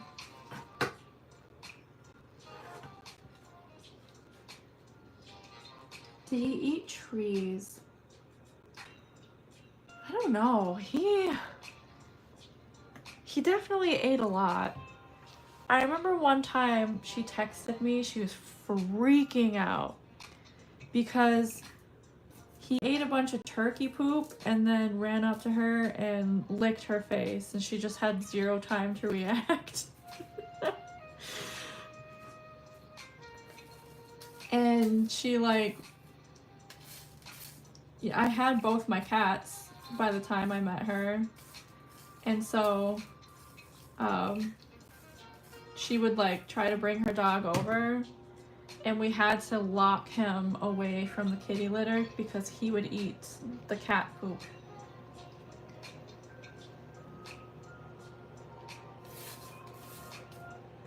I mean, if you think about it, a tree is basically a gigantic stick. It's like the ultimate stick.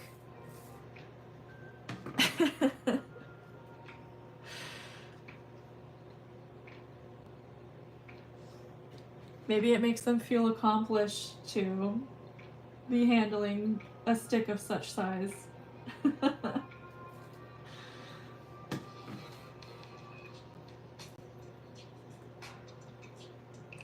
Wait, I just went... Did I? No, okay.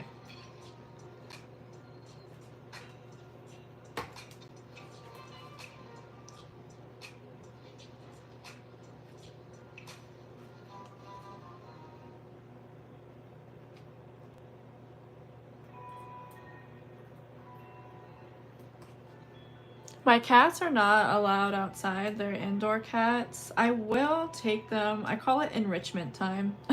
I will take them outside for like supervised visits outside.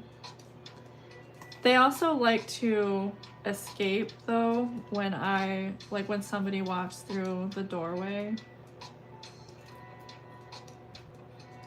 And the Spicy just wants to explore, but Noodles, he just goes straight for the grass. And it's like he knows he's about to be scooped up and just brought directly into the house. So it's like he tries to get as much grass eaten as fast as possible. So he runs to the grass and just starts like hammering away at it. Chomping as fast as he can.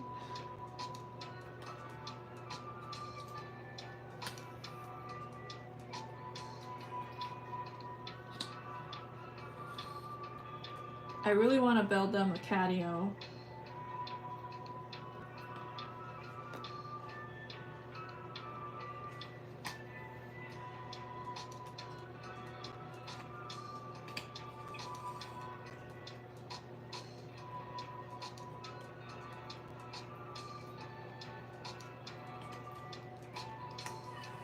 I have some wood. I don't know if it's the appropriate wood to use though. And I also saved some shingles to like put on top of the roof of the catio. So I have some supplies to do it. I would just need to get a couple other things and like also take the time to make it.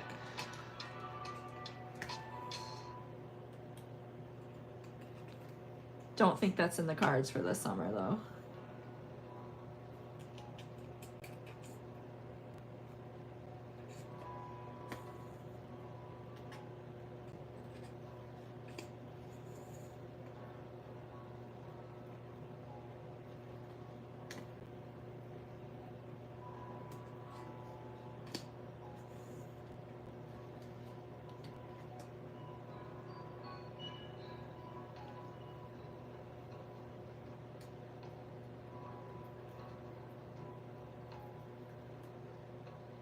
Ouch.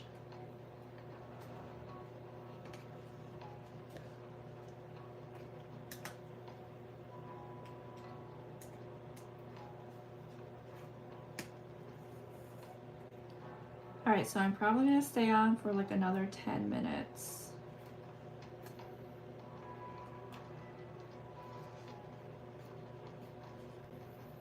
It's always hard to get off because I feel like I'm in the flow, but I really have some other things I have to get done today.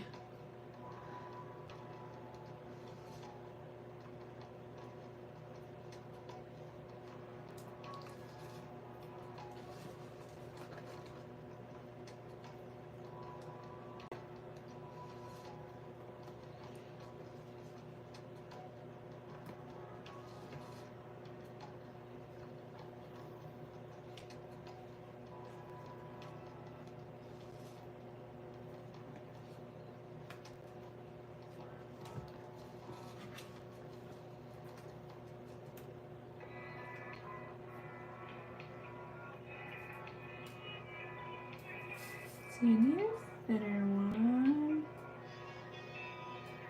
Some of these are so deceiving. They look like they're what I'm looking for, and then I tip them over and they're the opposite. This one doesn't look bad.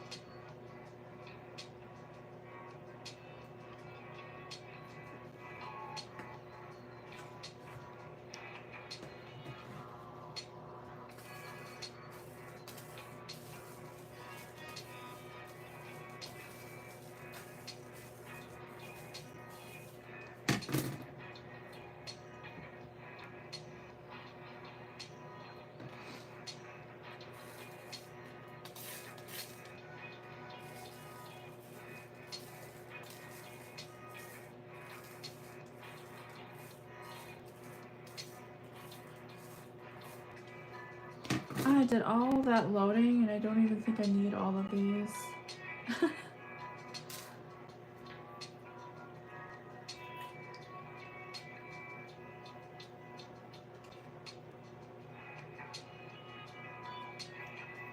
Just add more when I get there.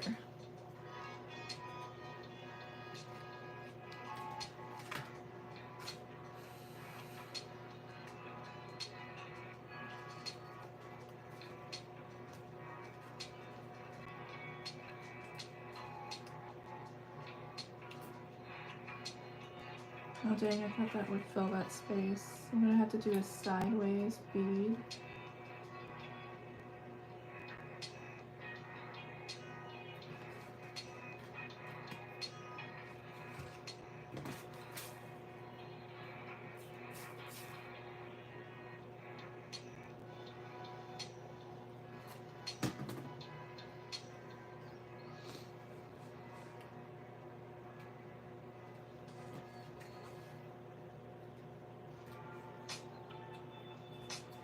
Whenever that happens, that I like load on beads onto the stringing bead, and I'm like, wait, I think I need a sideways one to go over it. I don't like undo loading the beads and then send this through to put that sideways bead in. I'll just use the tacking thread to do it and just do it over top of the stringing bead, if that makes sense. So some of the thread from the stringing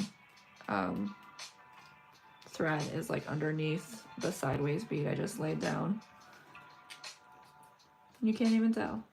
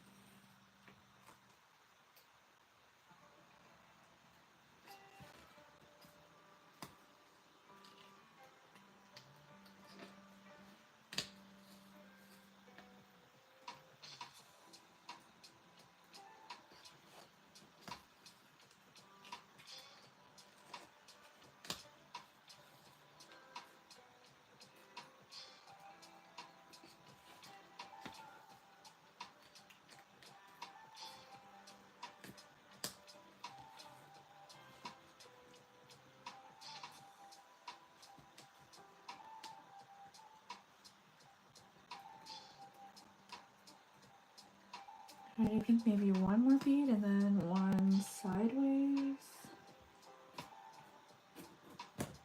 It's kind of tough to say right here. Oh, let's load one on and see.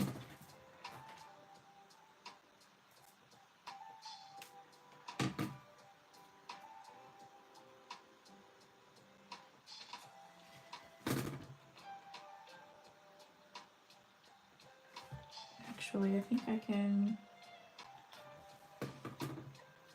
not necessarily in line, but it's not necessarily sideways.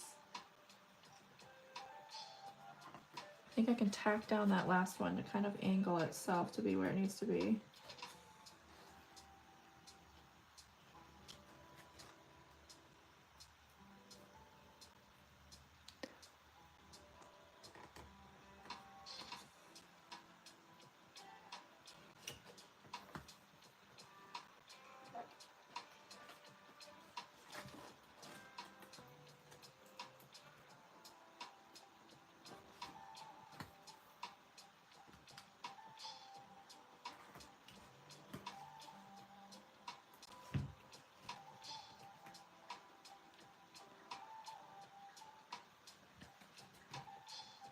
All right.